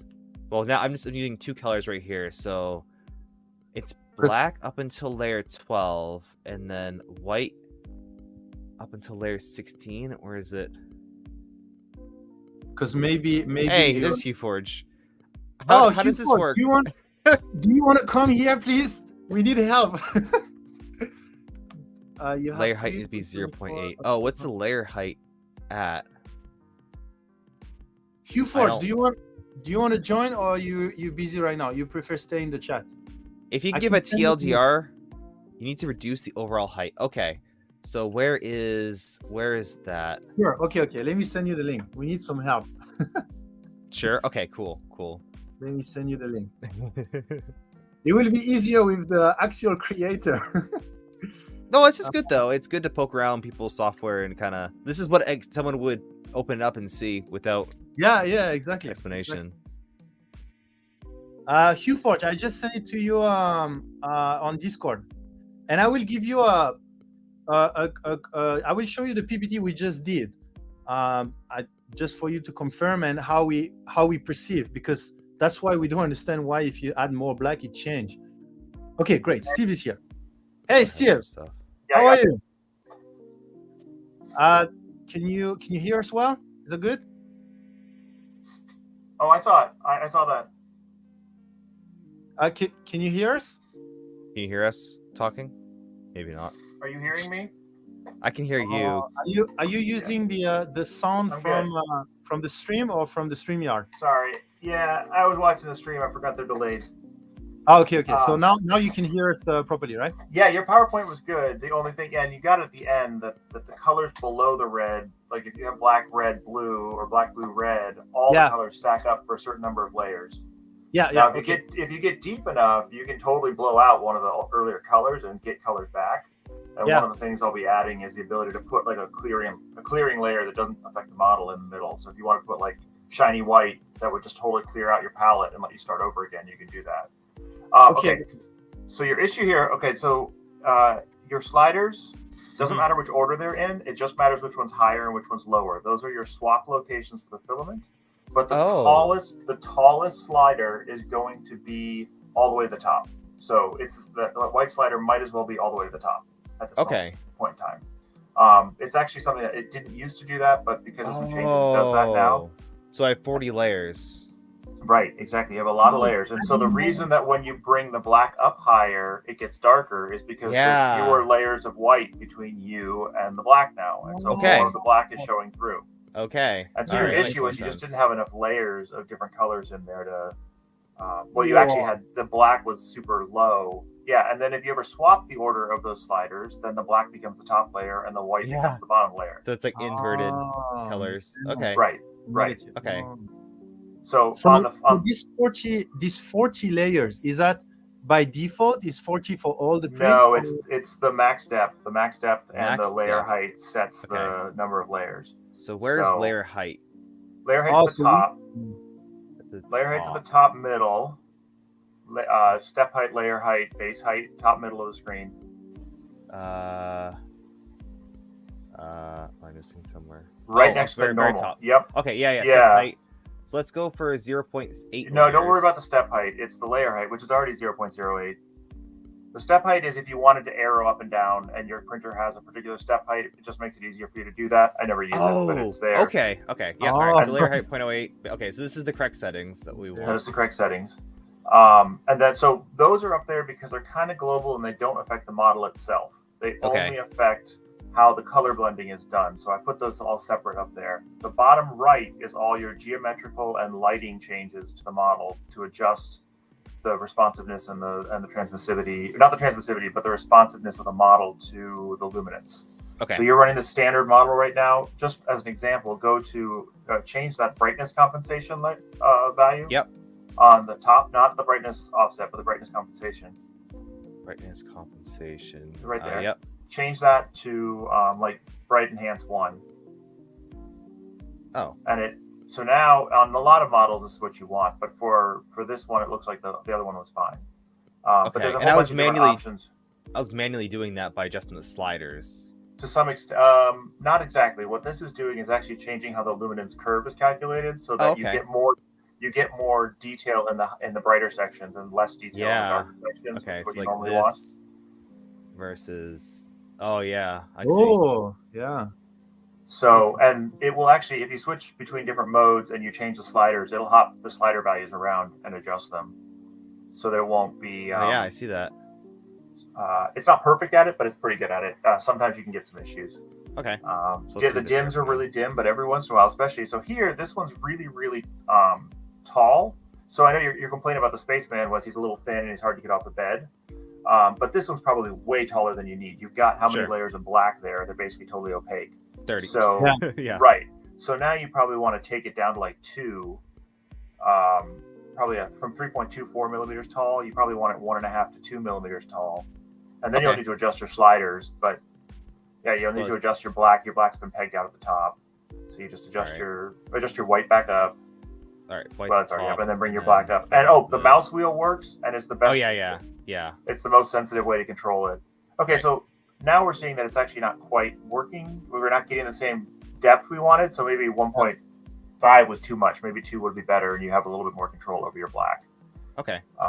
So that's just like that's how you tweak it and adjust it. But like if you want to do just a black and white image, sometimes like a thinner is better sometimes. So it just depends on the picture and the model. And maybe you want to go back to your standard. Standard actually to me looked a little bit better on this model than Bright Enhanced one.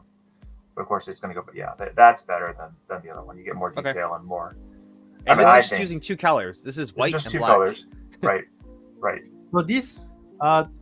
Theoretically, the number of layers of black doesn't really matter, right? Is that if you have 2 or okay? The black, I mean, in general, yes.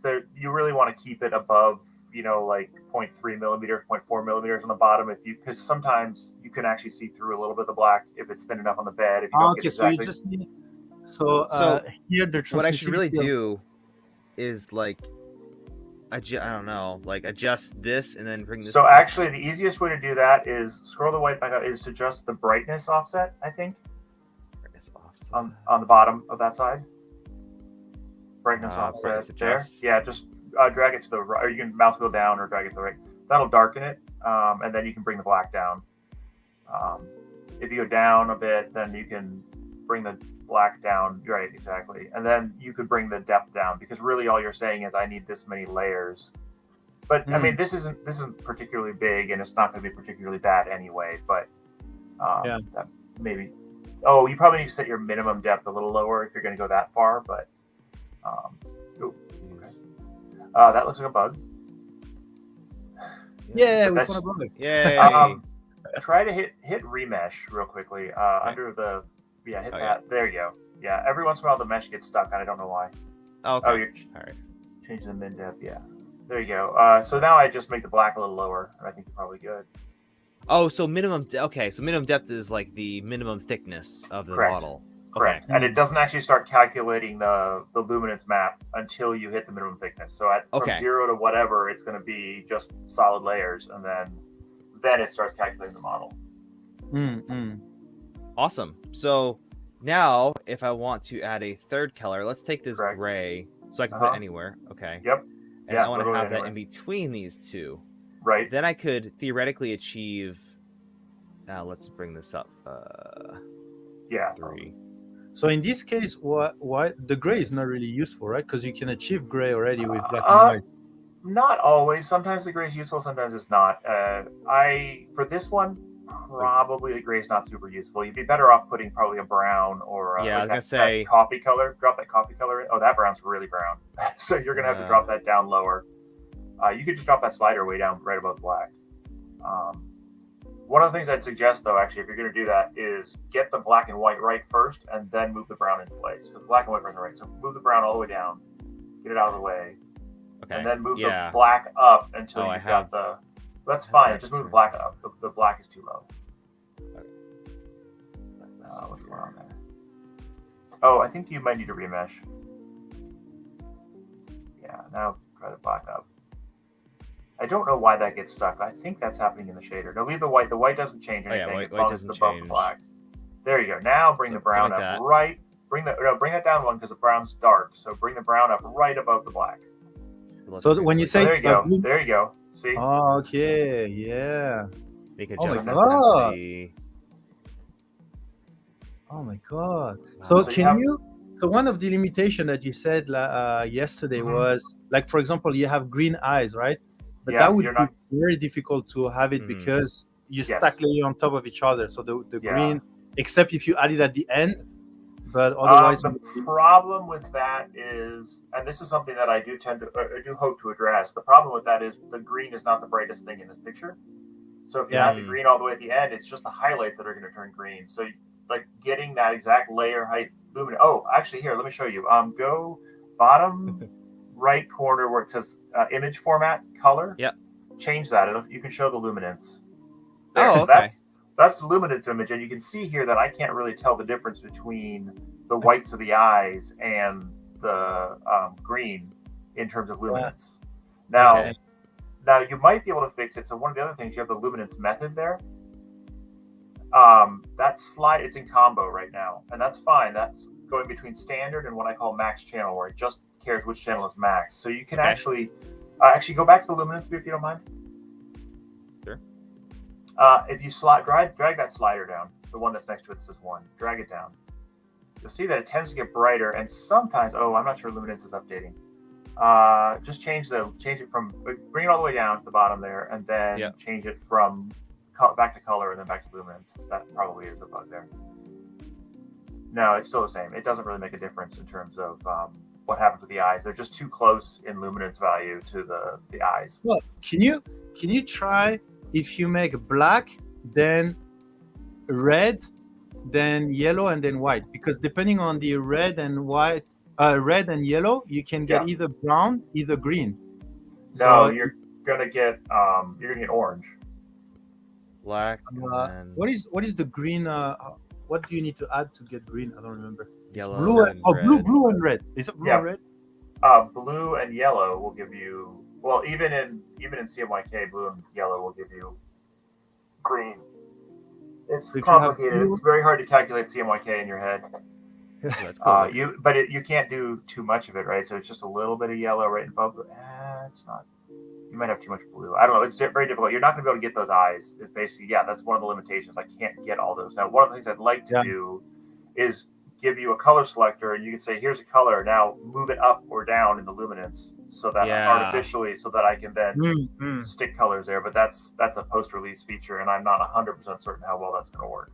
So it's something very important to note is that this is depending on this specific filament. Like we're selecting a filament. We can't just use any blue or anything. Oh, so for instance, that yellow that you're running, which used to be a blue, there's a yellow up top that's a 6.5. That's probably more realistic. Oh, okay. All right, so that's a different yellow. 6.5 luminance is much more common for a yellow than 2. And your blue is a 5. That's about right. For a standard blue, that's probably right. And I think that's part of the creativity, right? A lot of people would be proud of finding a very nice color. There's an issue with that filament there. Sorry. Okay, that one. If you right click on it and change color, I think we can make it work. And then there's a preset there that you can pick, and then you can drag it. There you go. Kick Skyfire, that's exactly this. Transmissivity is how translucent the filament is. So let's say it's 7 millimeter. I don't know what's the unit, but let's say 7 millimeter. It means that if it's 7 millimeter thick, then the layer won't go through, or a very small amount, right? So it's how translucent. So if you have a very opaque one, then the transmissivity will be very small. Like let's say 1 millimeter, it's already blocking the light. If it's very translucent, then let's say 20 millimeter. So you need 20 millimeter thick layers to block the light. So that's the idea. I like that. Oh, you can go back to your color image, by the way, to make it if you want to match. But I like that orange you were getting. And yes, I've actually done a manga just as a demo, and it worked great. I think I did do a couple colors because that was a case where it was hard to get the layer depth right and get the color shifts right. But if I put my own grays in there, I was able to control that more. And that one I actually did in negative. It was much easier to do that in no, I did that in positive. Sorry. You actually have the option to do a negative of your image, but it's generally not the best. The other thing to note is you don't always have to cut out an image. If it's got a black background and it's frontlit and it's actually black, then you can just set the min depth to 0, and that black will be 0 depth. And then you can actually adjust the brightness. There's a checkbox there that says adjust 0 lume, which is not very clear, but basically, the problem with that is if you adjust the brightness up, then it will end up bringing that black up, and you'll get it. It won't be transparent anymore. But if you don't have that adjust 0 lume set, then it won't do that. If it's 0, it'll just leave 0 at 0, and it won't move it. But that, of course, if you have. I can adjust the whole brightness of this with this. Like, what I see is what I get, right? Yep. That's adjusting the whole image brightness. Wow. So because I found so many times that I was just wanting to boost the image brightness a little bit, and I had to go take it into a text editor, take it into an editor, brighten the whole thing, bring it back in, and I said, that's stupid. This is easy to do. Let's just do it. I know this is Ponymaker channel, but I thought a filament that might match that would be Jesse PLA quarter white. Yeah, so that's exactly what Steve was asking about Ponymaker. Like if we could have a couple of main colors coming with different transmissivity. So one good thing is that we have different formula. And I know Polytera PLA, for example, has a very low transmissivity, and I know Polylite PLA has a higher transmissivity, and Natural, for example, has very high transmissivity. So we could already play around with different PLA formula. We don't have to stay within the same formula and different transmissivity, right? So yeah, whatever filament works the best. I mean, it's not locked to any filament. I can see some Sunlu, some Ponymaker, some Jayo, some Gitech. So it's locked to the best filament for your picture. That's the idea.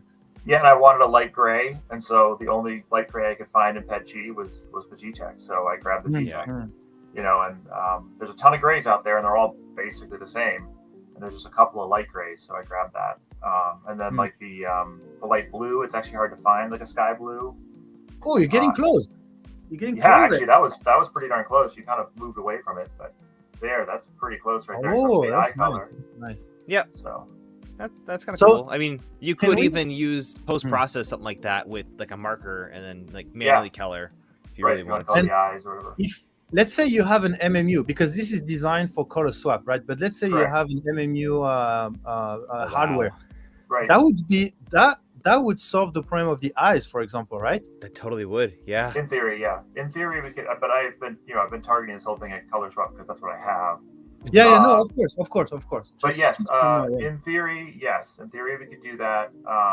Well, it sort of solves the problem for the eyes. We actually have to do a color comparison, nearest neighbor, or like nearness calculation, and pull those eyes and make them a different color, or make them a different luminance so I can adjust them, or give myself the ability to paint in there, which is kind of tricky. So it's going to be easier to allow me to adjust a luminance value manually than it is going to be to say, let me go in there, cut it into a part, and make that a new object and make it paint by color at that location. I don't even know if the slicers will let you paint by layer and paint by color. I don't even know if that's possible. So I might have to split which I could do. If I'm splitting into one part, I could split into 10 parts and have paint by color. I don't know. I think I tried. I don't think you can. Okay. I think the bi-layer overrides it or something. Yeah. So I think I'm not 100% sure though. The solution to that would be to say, well, I know I have 8 layers of white or black, so that will be one object. And then the next object will be stacked right on top of it and be the next color, and the next object will be, and then I can do all the objects I want, and you can paint by object. It's so thin that it doesn't really matter. Right. Does Filament publish all the transmissivity values for each filament? Not yet, but we had a great discussion with Steve yesterday about some ideas for that, and like I said, I'm going to talk about this a little bit towards the end, and that should hopefully make everything a bit easier. But we're gonna get there. But let's do a few more. Let's do a few more awesome painting first. Yeah, of course. By the way, if you go up into preferences, you can switch to dark mode if you prefer that. I think chat would. Oh, we have dark mode with this. It takes a moment to switch. I don't know why it takes so long, but it takes. There you go. There you go. Nice. Is that better, chat? Jeez. Surprised we haven't gotten a complaint yet. So is there a way to have, if you start, oh yeah, you cannot start. Can you start with yellow and put purple on top? Can you do that? Yes. Yeah. Would that work? You could do a negative. You could click the negative button on the right side. So the bottom right. By the way, those are dockable, so you could make those into tabs and move them to some extent. But you can. Cool. That's all the mesh modifications over there on the bottom right. Yeah. So the bottom right's mesh modifications, and then the bottom left is your sliders and stuff, and of course filament, and then the top middle is kind of more your global information, the stuff that doesn't affect it. You could use zombie. You could use, sorry, maybe the purple at the bottom, and we have a very high transmissivity yellow.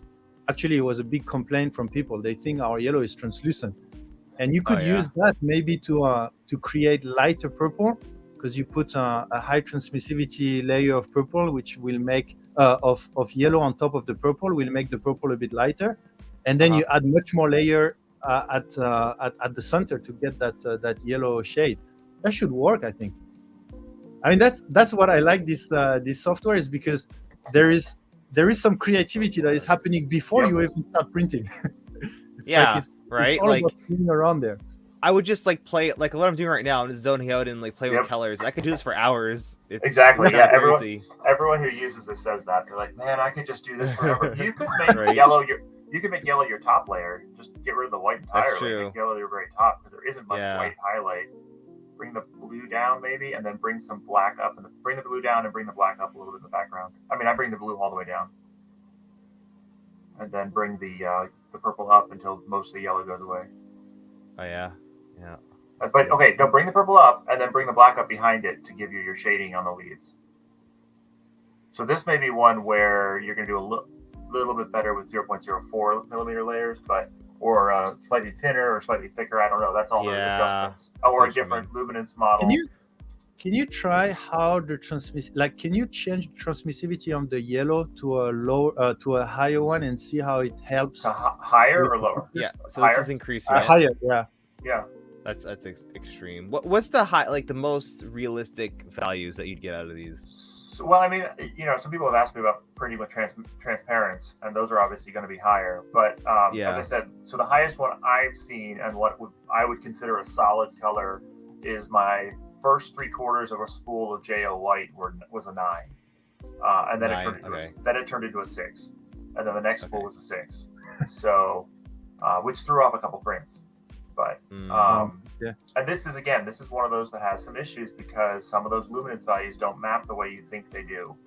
And so coming up with some more luminance curves, and actually I think I was talking with Nick this morning about the C-Lab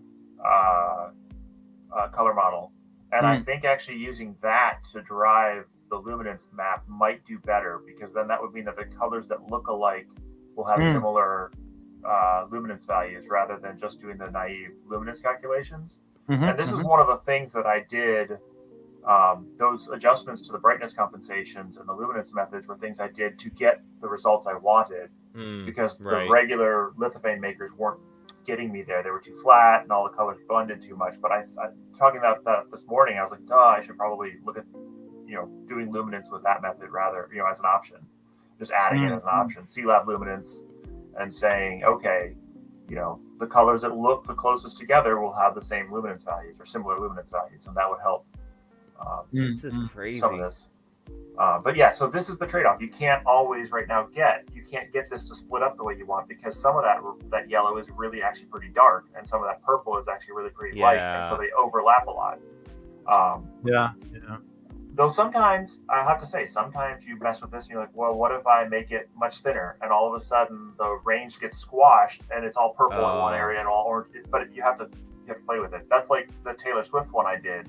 I could not get her to work. I was trying 4-color grayscale. It wasn't working. It wasn't looking good until I squashed her down to 0.9 millimeters. Then all of a sudden with 2 colors, it looked great.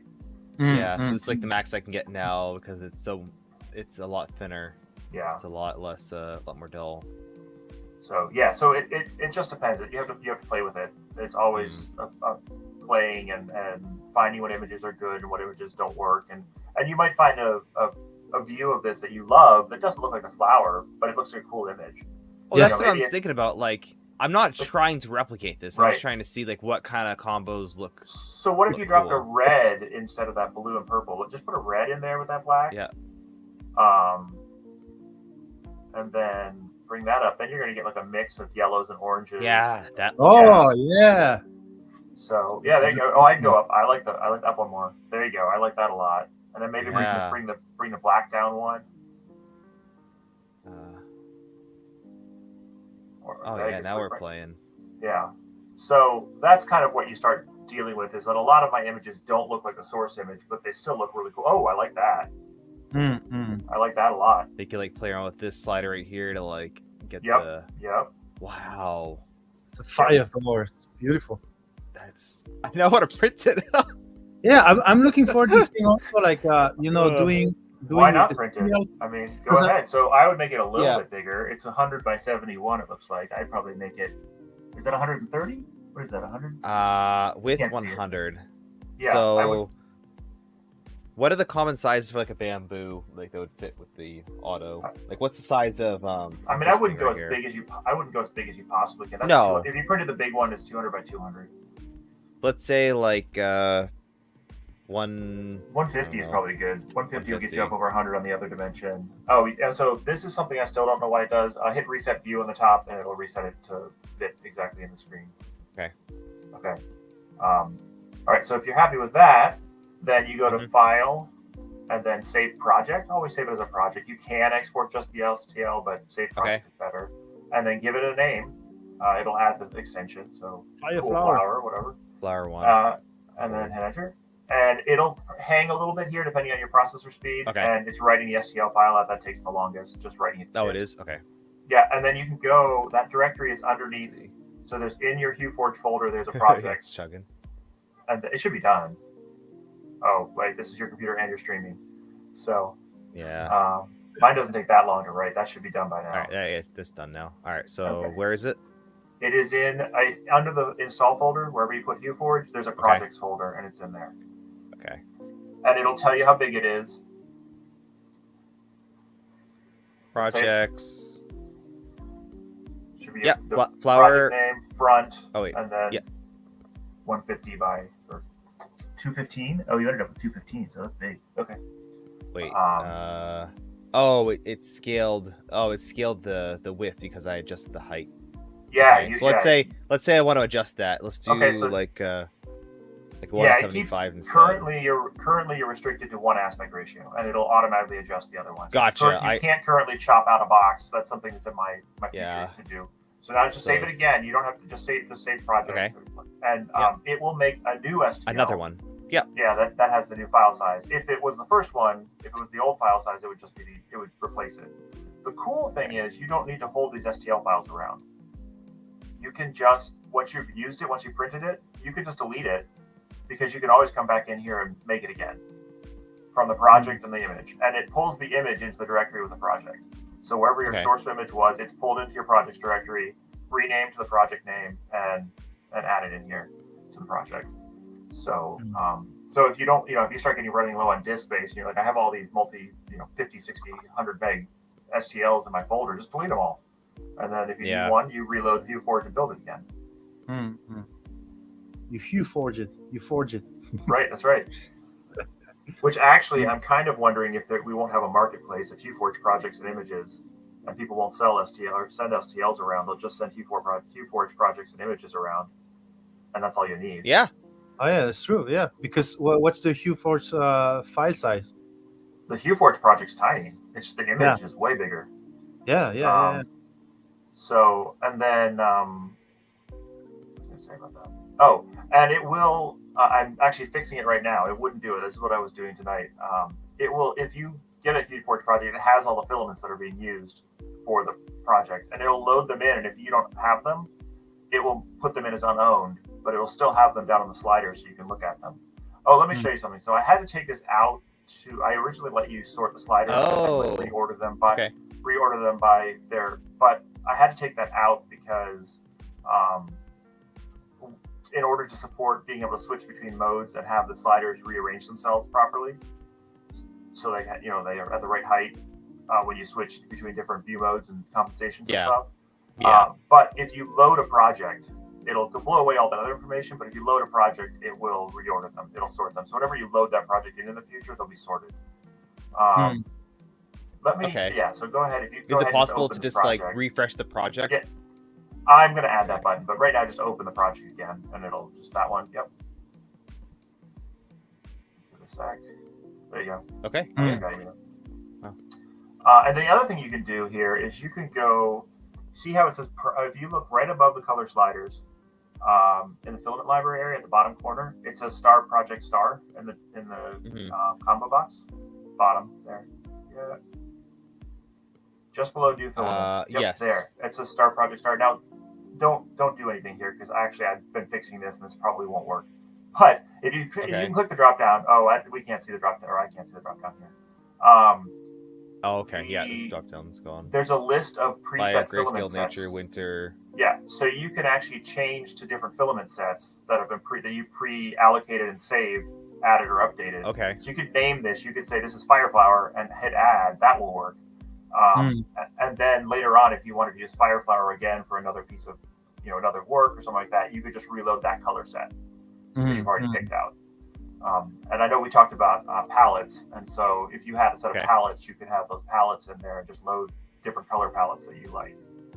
Nice. So, that's nice. And how do you add filament? Can you add a filament or? It's not. We can do it manually, but right now there's a bug in how filament adding works. There's a couple of ways to add filament, but it won't save. It won't persist. But we can do it. I can show you.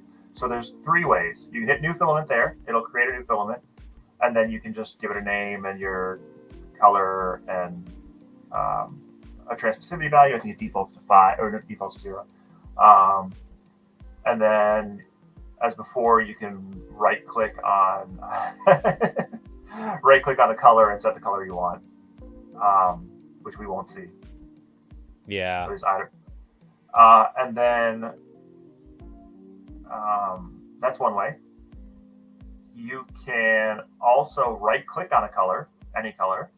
Right-click, and you can choose duplicate filament. And I'll make a copy of it, and then you can adjust it. And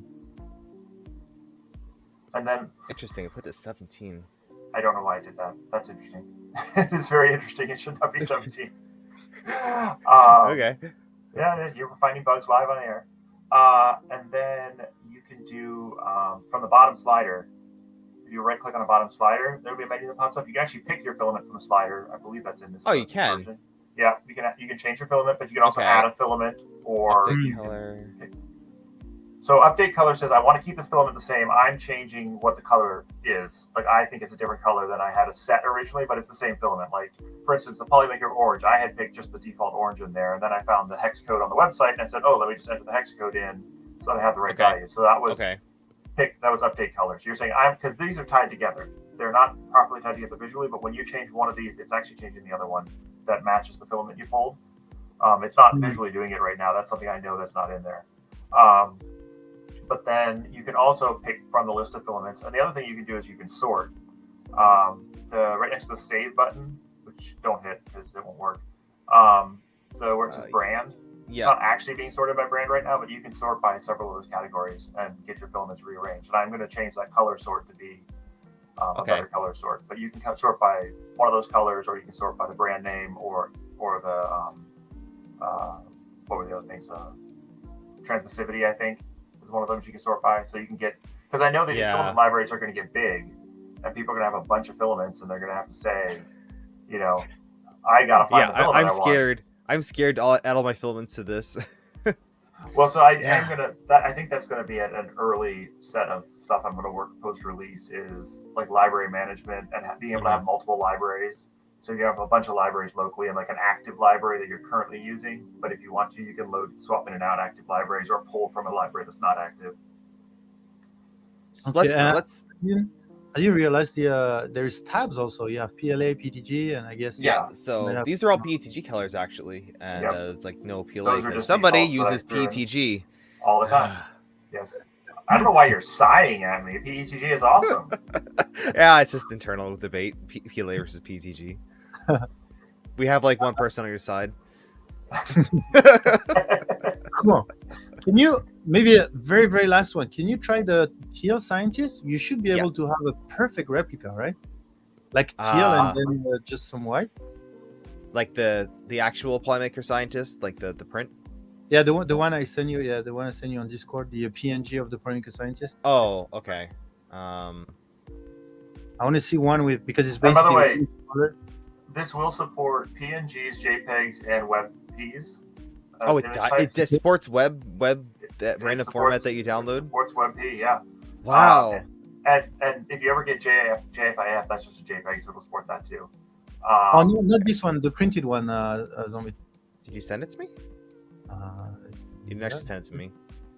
Oh no, I did not. What do you mean? Like I say, what are you talking about here? Oh, did you say discard all settings? I'm going to take that. I'm going to take that whole. That pop-up is kind of old. It's from an old build, and I just left it there forever. And Did you do anything? It looks like you've loaded. What it did. It loaded, but it got rid of all your colors because you said discard all settings. I normally just say keep mesh, but that's Gotcha. this is an old setting that well, I'm just going to get rid of it because it's not really meaningful anymore. It was from back when I used to bring in an STL file and then bring the image file in to just look at the image file next to it because I didn't load them together and didn't have projects, and I just never got rid of it. Hey, this is a WebP. Let's see if it works. Yeah, I sent you the WebP. Hey, it works. Confirmed. It works. All right. Okay, so this one, we should be able to have a pretty much this should like look a pretty copy good. paste, right? So let's do black. Let's just do black and white. And kind of get the. Let's make it look pretty thick. Well, if you print with teal, then you only need teal and white, no? Yeah, but I mean, you could. The black could give you some shadows. There's some black spots like below the ball in the middle. There's a black spot there. Oh, good point. So it can give you more depth. So sometimes like teal and white's probably all you need, but you can get a little bit more depth if you put some black in there. Oh, like black, teal, and white, right? Yeah. Oh, okay. Change this to a teal color like that. Drag that in. Maybe. It should be. So you just let go, right? Like it's just the oh. That crash? Oh, nice. I haven't had that many crashes, but it's all around the filament stuff, which is all the new features right now. Interesting. Let me open that. I've done a ton. Yeah, I noticed, Medic. I posted in the wrong one. I only sleep print minimal out of PLA. Yeah, I mean we have a lot of PTG lovers in our community. I just need more colors. Yeah. One kind of suggestion. I mean, you're gonna have a lot of suggestions, but maybe when you include the software, have a couple of like test images that work really well. I actually normally I do. That one I think doesn't, but I normally have. Actually, I think the cameo image was still in there in the projects folder. Oh, yeah, but it's not obvious. I should make a test images folder, and I will have. Yeah, so basically with bug fixing and tutorials, those are the biggest two factors. It is in there. It is. But it doesn't say. Oh, wow. That's a really good. Oh yes, that's a good. Let me just bring that up. By the way, thank you so much everyone for posting so many stuff on the TikTok game. It's pretty nice to see all the videos. Really good. We need more video about the filament painting, like we say. That might be something that works very well. There you go. So you can see pop-ups now. So yeah, this is the original thing, and it's pretty cool. It would be neat. I mean, this is like probably well above what you can do, but it would be cool to have a auto button. Like you have a library, you have this whole model that says auto, and it tries to match it as close as possible. That could be interesting to play around with. I know. Sorry, asking the developer to like, oh, can you just develop this thing? Can you develop that's not that easy. I'm sure that is not easy at all. But maybe even super grabbing the image and say, okay, these are the kind of major colors in here. Maybe like some type of tool. It would be a gradient descent, state space exploration of color. I mean, it can be done. I don't know how long it would take. Yeah. On a slow computer, it's going to be painful. And I don't know that I can put that in the GPU. So it's definitely in the. Oh, okay. This is a weird bug that I have. You see how your height is set to 300? Yes. For whatever reason, when the height is set to 300, even if you have no border set, you get the side border. So just change it to something else lower, and or 290 is what I found always works. There you go. No borders. I don't know why that happens. No clue. All right, interesting. So, but most people don't want to print 200. And actually, you're going to be slower with the, all the operations are slower with, the larger model. Okay. Because the slicer is freaking out a bit. Well, it's not the slicer so much. It's the. Are you slicing right now? I was previously. It's okay. done. It's done. Oh, okay. But the. Right, yeah. Teal. Let's see if this works again. Oh, hey! Actually, we can see it now. Yeah. Yeah, I'm sharing my screen. Oh, okay. So. Does it ever seem to help if any pre-processing is done to the image before using it? Yes, absolutely. Absolutely. Pre-processing the image ahead of time can be super helpful. I don't have very many skills in pre-processing, so I generally try to do as much as I could in software. But yes, absolutely, pre-processing can help. This may be one, by the way, where Bright Enhance 1 helps, or Bright Enhance 2 helps. Gives you more color space to play with on the bright side, on the bright end.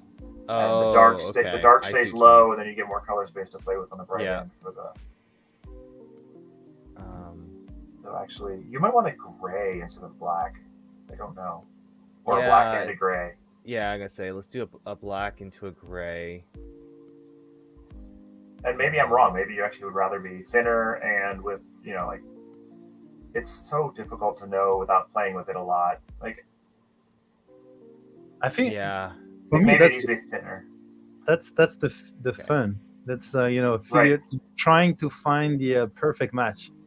And this is what Ian does so well, and that's why I will always tell you about Ian every time we talk. But Ian does so well. Did you see his apples today, or his apple today? Oh no, I didn't see it. I think I did. It's just there's so much stuff on right now. It's like one after the other. Oh my god, so much. He did a glass apple with a butterfly in it image, and I stared at. I knew exactly what it was when he sent it, and I stared at it forever, and was still like, I can barely tell it's not that it's been printed. Balloons did. Did you retweet it on your what's? I did. I retweeted it. Okay, so.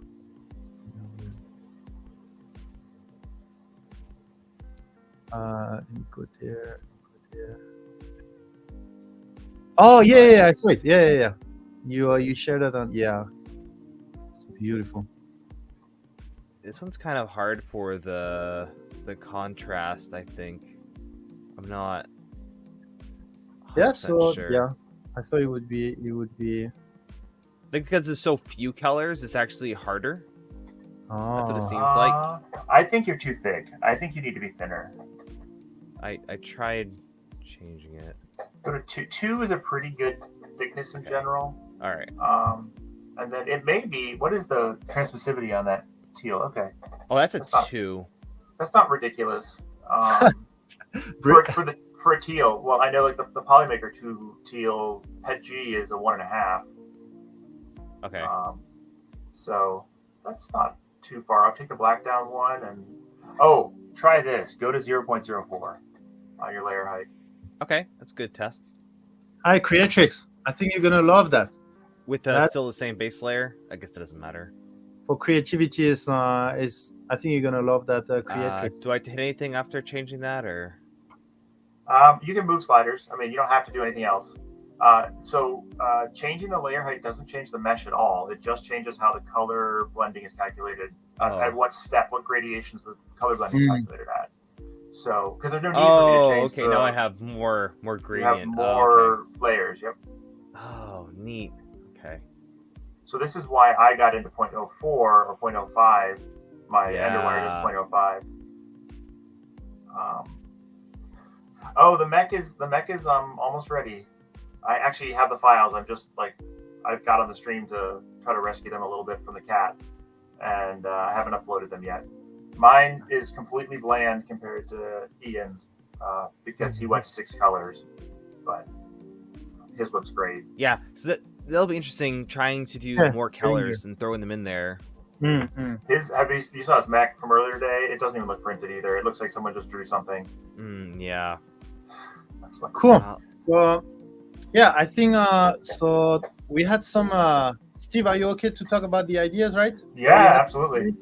Cool. So since Polymaker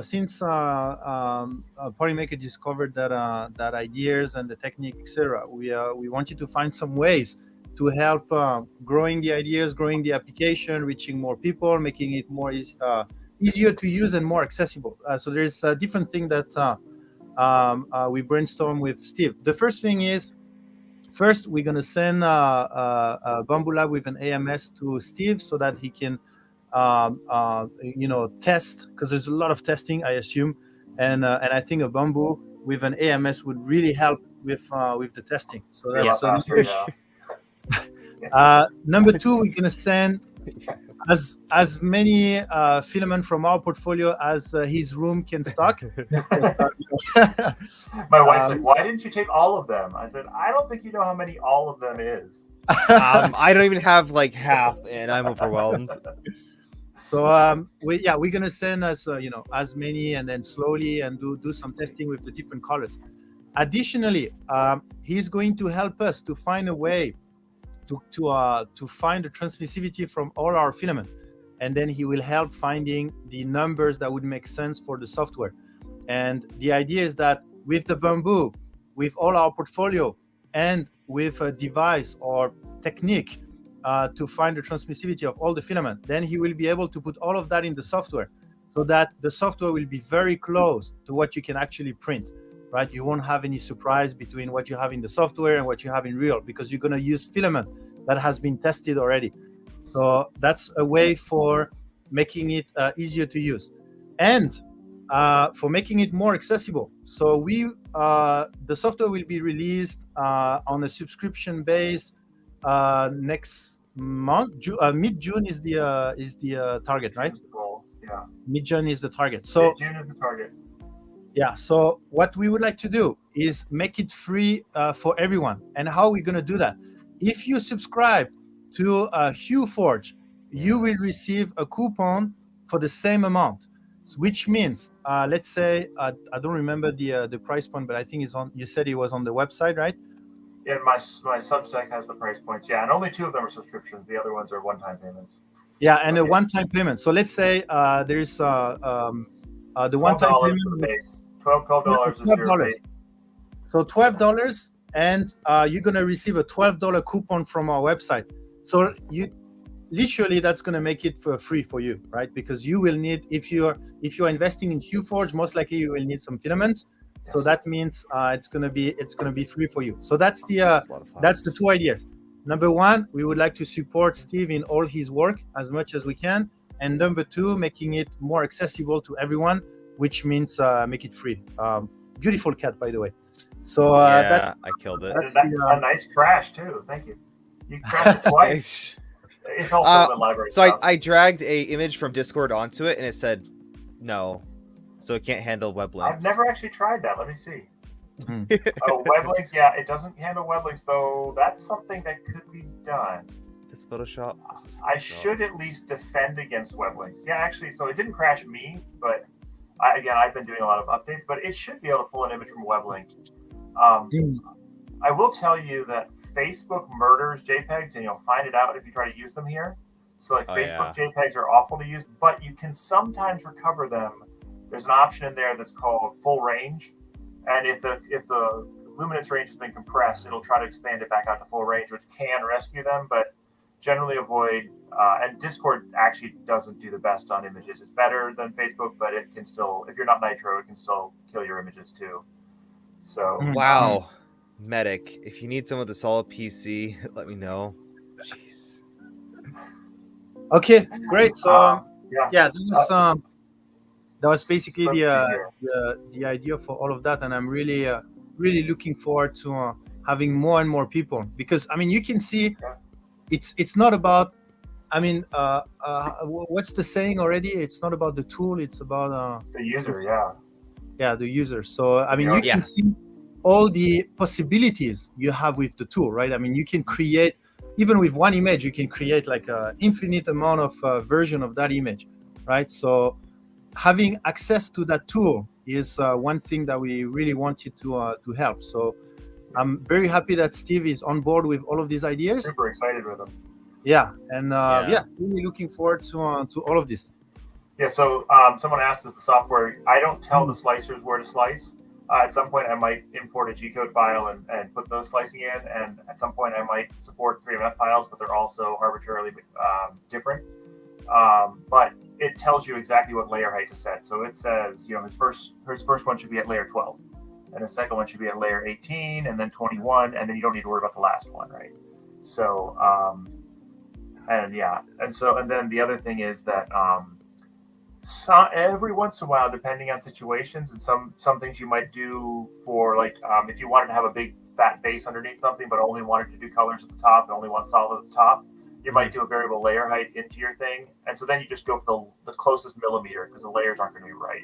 But you just say the closest millimeter value is always right. The millimeter is always correct. So, and then the transmissivity question, is it a science or an art? It clearly has a physical, actual reality to it. But the number I'm pulling is a little bit of an art. So you can't just pull, I have two numbers. I say there's an effective transmissivity and a terminal transmissivity. Terminal is when you actually can't see light, and effective is when you get so dim that there's still light, but you can barely just if you move in front of the light, you can just barely tell that there's light, but you're really not getting any real light. And so what I'm looking for is the effective transmissivity, and I'm just doing it by my eye right now. I think with a tool, and I've been thinking about what to do, and with a jig and some tools, we can get it down to an actual science. Fortunately, it doesn't need to be exact. Science. For front lit, it needs to be within about a half, and for backlit, it needs to be within about a millimeter to get a reliable, good result. That's going to be very close to what you look for. The color is actually probably more important in within that range. Yeah. Like you saw that. You got good white. Your white came out really well. It's your blue, the white. Black. Everyone's saying good white. I did a couple of different blues, but I wasn't quite happy with them. Yeah. So I'm just using stock standard blue PETG, and you're also using PTG. PETG, yeah. But I don't have that one here. I do have a Phoenix feather if you want a Phoenix feather. Actually, I'm looking forward to seeing the difference, like having multiple white because I'm pretty sure I'm waiting for your feedback, but I'm pretty sure the Polytera PLA white and Polylight PLA white has a very high transmissivity difference. And I'm looking forward to having two different white in one print that has different transmissivity to play around with that. So I'm really looking forward to that. Yeah. I haven't printed it, but I re-sliced this guy or predicted this guy with two whites on it because I have a 3 and that's good. I have a 3 and a 6, and I haven't printed it. But when I put it in the tool, it definitely showed more depth because the forehead and stuff was brighter and noticeably in front of the rest of the print in a way that doesn't show up here. So you are slicing right now? Yeah, I'm just showing how long to slice one of these models on my computer. Yeah, it takes forever, and I will say that Bamboo Studio is way slower than Prusa Slicer. Not that Prusa Slicer is fast, but it's way slower, and I don't know why. Yeah. So this is something I want to talk to somebody in the slicer industry about, because I think because there's so many triangles on lower layout levels, it kind of adds up, even though you can't possibly have overhangs or a lot of things that they're checking for conditions of. And I think if we could put in a vase, there's vase mode. I think if we could put in a height map mode that gave them certain guarantees that every upper level is always smaller than, equal to or smaller than the lower level, never bigger, all that kind of stuff. They could avoid looking for overhangs with all those triangles and things like that. But when I was printing backlit lithophanes, it would be on the rectangular frame with no lithophane actually being printed, and it would take 5 minutes to get up one layer of perimeters. I'm like, it's a rectangle. It's two rectangles. What's your problem? But it's all those previous layers are being calculated against for whatever checks and safeties and things like that, and they don't need to. I think this could be significantly sped up. Well, thank you for coming on tonight. That was very useful. I would have been just kind of messing around with it, so extremely useful. I'll play around with it a bit. Yeah. Everyone, once again, say thanks, Steve, for showing us this and giving us a demo. Yeah. I shared again his website on Substack in the chat. You can also find there's a lot of discussion on our Discord, Filament Painting. If you have any question, there is already a community forming around that can share their knowledge and experience already. Because if all the question goes to Steve, we're gonna get him busy and he won't be able to get the I won't be able to finish the software. That's right. But now you know. So this is why I'm going to make tutorial videos, because it's really not obvious when you just drop in here what the heck you're supposed to do and why Yeah. things do what they do. I could totally see creators making videos and this stuff too, like doing projects with it. Like that could be totally see some integration of that. Like so much use. Yeah. Yeah, definitely. Yeah. Awesome. Thanks All again. right, Thank you for helping with this. And yeah, we'll talk to you very, very soon. Okay, sounds good. Bye. Thank you. All right, Have a good bye. night. Have a good night. Wow. Oh, I'm so happy he was able to come here. That makes makes everything much easier, and we actually discovered much more on the software. So Yeah. really, yeah, and now we have a new fire flower to print. How cool is that? So actually, Do you do I have these colors? Is that a how do you say, open source or something like this image? Can you share that one? I generated it using Photoshop's new build generation tool thing, so that it can make images now, which is interesting. Okay. It has, These are all just generated. It's quite strange because I was looking for stuff to do. Some of it's like weird, like AI stuff. yeah. But I was like playing around with it, and it can make some pretty cool things. Hack Monkey. Yeah, I guess we'll have Yeah. we'll have that gray area again, right? Like how does all the copyright works around that? Like who took the picture, who actually printed it, who There we go. designed the 3D, the Hue Forge model, who you have Yeah. so many people involved in that product that, you know, how does that work? So yeah, not too sure This how thing will it's do gonna a gonna swap work. at layer 12. So I'm gonna change from black to Stephen Poole, when did you post that? I posted 4 more cameras on Discord in Show Off. Okay, in Show Off, let me check. Show Off prints.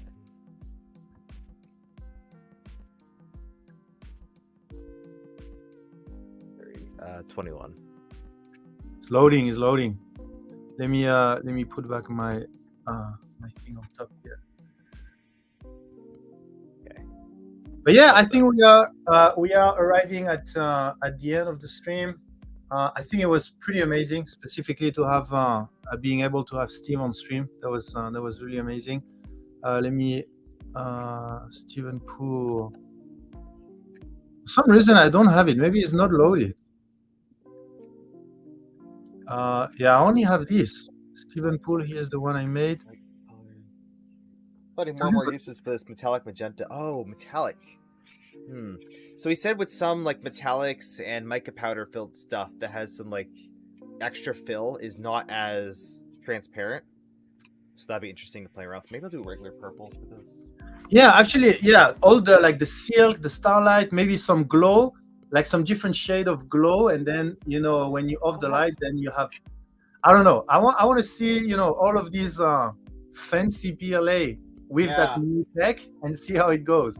I don't have a lot of The plain dual- colors. I don't know how the dual would do. How the what else do we have? Like the gradient. Yeah. Like just go crazy a little bit and see how it goes. That's I want to do a gradient. Yeah, that'd be interesting. Yeah, color Yellow. changing markers, exactly. So and you see, I mean, this is playing around with all the different colors. That's from Stephen Poole. I mean, this is so cool. I'm anyway, that's the reason why you know, Ponymaker wants to get behind this and really support, because we think, you know, we think that's gonna inspire a lot of people to get even more creative. It's like, you know, it's like you have a tool and you just discover a new way to use it. You know, it's like you've been using that for like 5 years and now, oh, I didn't know I could do that. You know, it's like it's this type of reaction. Nick mentioned something about getting a $12 credit. Okay, so let me repeat again. What we're gonna do is, in order to get the software, right, there will be a subscription or a one-time cost. we will refund that as a credit for our website. So I don't remember. I think it was a $12 subscription.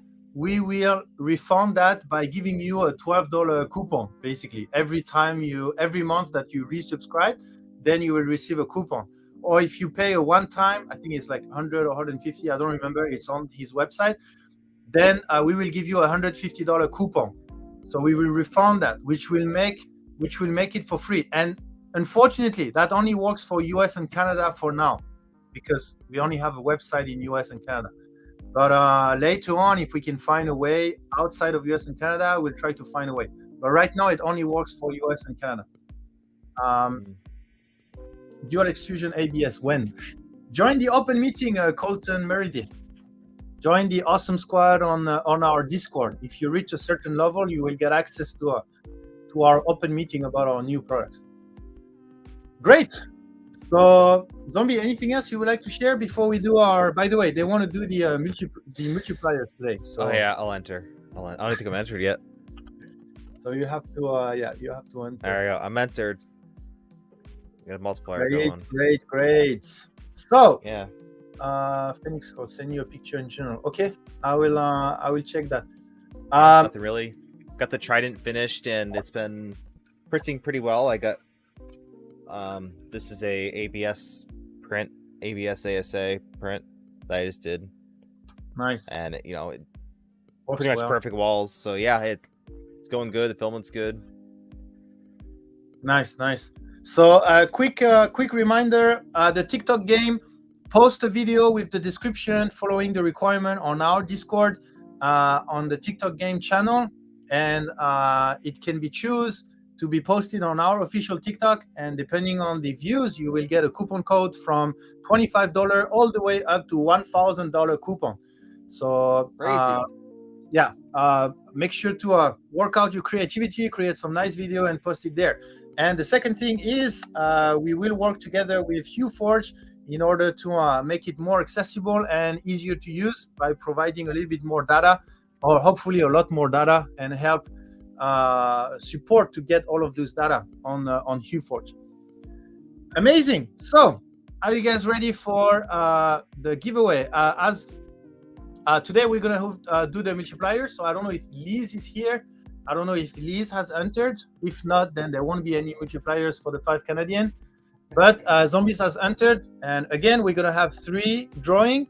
If one of them is Zombie, then we're gonna have an additional 10. That's the Zombie multiplier. OneRise, is that only one video? No, as many video as you want. Maybe we should limit it to one per day or something like that, just to have some limit. I don't know. I feel like some limit. That's still pretty reasonable. 1 per day. Yeah, okay, then 1 per day. I will add this in the rule. 1 per day. Okay, Pezlis is here. Pezlis has entered as well. So are you guys ready for the first drawing? First drawing for today on this awesome stream. Thanks again to Steve for joining the stream, explaining a little bit more about the software. The first winner is Donaire. Donaire. Congratulations from Twitch. Are you still there? Donaire. Yeah, congratulations. Bank contact like this. And you just won a polemic spool. So bank contact, reach out to me. I will send you a form to fill in. And our next winner of today is someone from Nova Scotia. What is Nova Scotia? Is that a part of Canada? Nova Scotia. Yeah. North of Maine. Next winner is Spectra V3i. Congratulations, Spectra. I believe you're still there, if I remember well. I think I saw an early comment. Spectra V. Any relationship with Spectra 3D? No, Spectra. Sparta? No, nothing. Just forget what I just said. Spectra V3. Are you there? Please. I'm originally from Nova Scotia. It's a small East Coast province. Oh, okay. Got it, Pezlis. Spectra V3, no. 10, 9, 8, 7, 6, 5, 4, 3, 2, 1. Wait for the delay a little bit. And sorry, Spectra V3i. We're gonna draw one more. The replacement for the second winner is Cannabikes. Oh yeah, YouTube. Some YouTube winners. Do we still have some YouTube people there? Colton Meredith from YouTube, and I think that's it. Nathan Beer Robots is from YouTube as well. Cannabikes, are you still there? Yes, you are. No, not bank contact. Reach out to me via this email, or join our Discord and reach out to me, or reach out to me via this email that I just posted. Let me just post it on YouTube. There you go. Reach out to me. Congratulations, you just won. Polemic Spool. Oh, we do have a lot of YouTube people. Michael V, Jacob, Colton, Ward Weary, Non-Fam is on YouTube. Great. And the final winners is going to be not Zombie and not Liz. It's going to be someone else whose name is Computer Medic. Computer Medic, are you here? Nice. Congratulations, Computer Medic, very active member of our Discord community. Computer Medic, one of the 3 medic. Medic. Are you still there? Did you go to eat dinner? Medic once, Medic twice. 10, 9, 8, 7. Yeah, he's still around. 6, 5, 4, 3. Come on, Computer Medic. 2, 1. Let's draw again. He will be there next time. He's in all the stream, more or less. So he will be there next time. On Cidic, please don't make me draw again because I don't want Zombie or Liz to be drawn. Please be there. Come on, Cidic. Yeah, thank you. Hey, there we go. Ooh. Awesome. Bank contact. There you go. Bank contact. Reach out to me. Congratulations. Thank you again, everyone, for joining the stream. Thank you, Zombie, for showing off the software. Again, this software is still in beta. Will be available mid-June. Oh, that's the target, right? Nice. Is that squishy at least? No. That'd be cute, no, though. Not a squishy. Oh, Computer Medic, come on. Too late. Anyway, you'll have a lot of other opportunities. So teach you not to go to the bathroom. Go to your bathroom with your phone. Like, you know? Did I show you this one yet? Yeah, I saw it. Awesome. Enjoying the new bamboo? A lot of project coming out of it. 24 hours printing. Yeah, I mean, I feel bad if it's not printing. It's very easy to swap colors, and it's overall just easy to use, assuming if you get a good one. My bed is kind of weird. So one kind of quirk about the printer, there's no, you know how it makes a bed mesh and it moves the nozzle up and down. Well, typically it'll kind of even out at a certain layer. This one doesn't. The whole entire model is kind of like skewed. Like they don't compensate with the first few layers. They just compensate the whole thing. Yeah, it's kind of weird, and it's fun because you can watch the bed go up and down the whole time. So I might try to like manually level it or something to fix that. But it's like an interesting feature. Okay, I'm preparing. We're gonna go see Barnacles, see if he's talking about his printer. I don't know if he's going back to 3D printing slowly but surely. Yeah, and, he's been going through a little bit of a rough patch, so let's give him some support.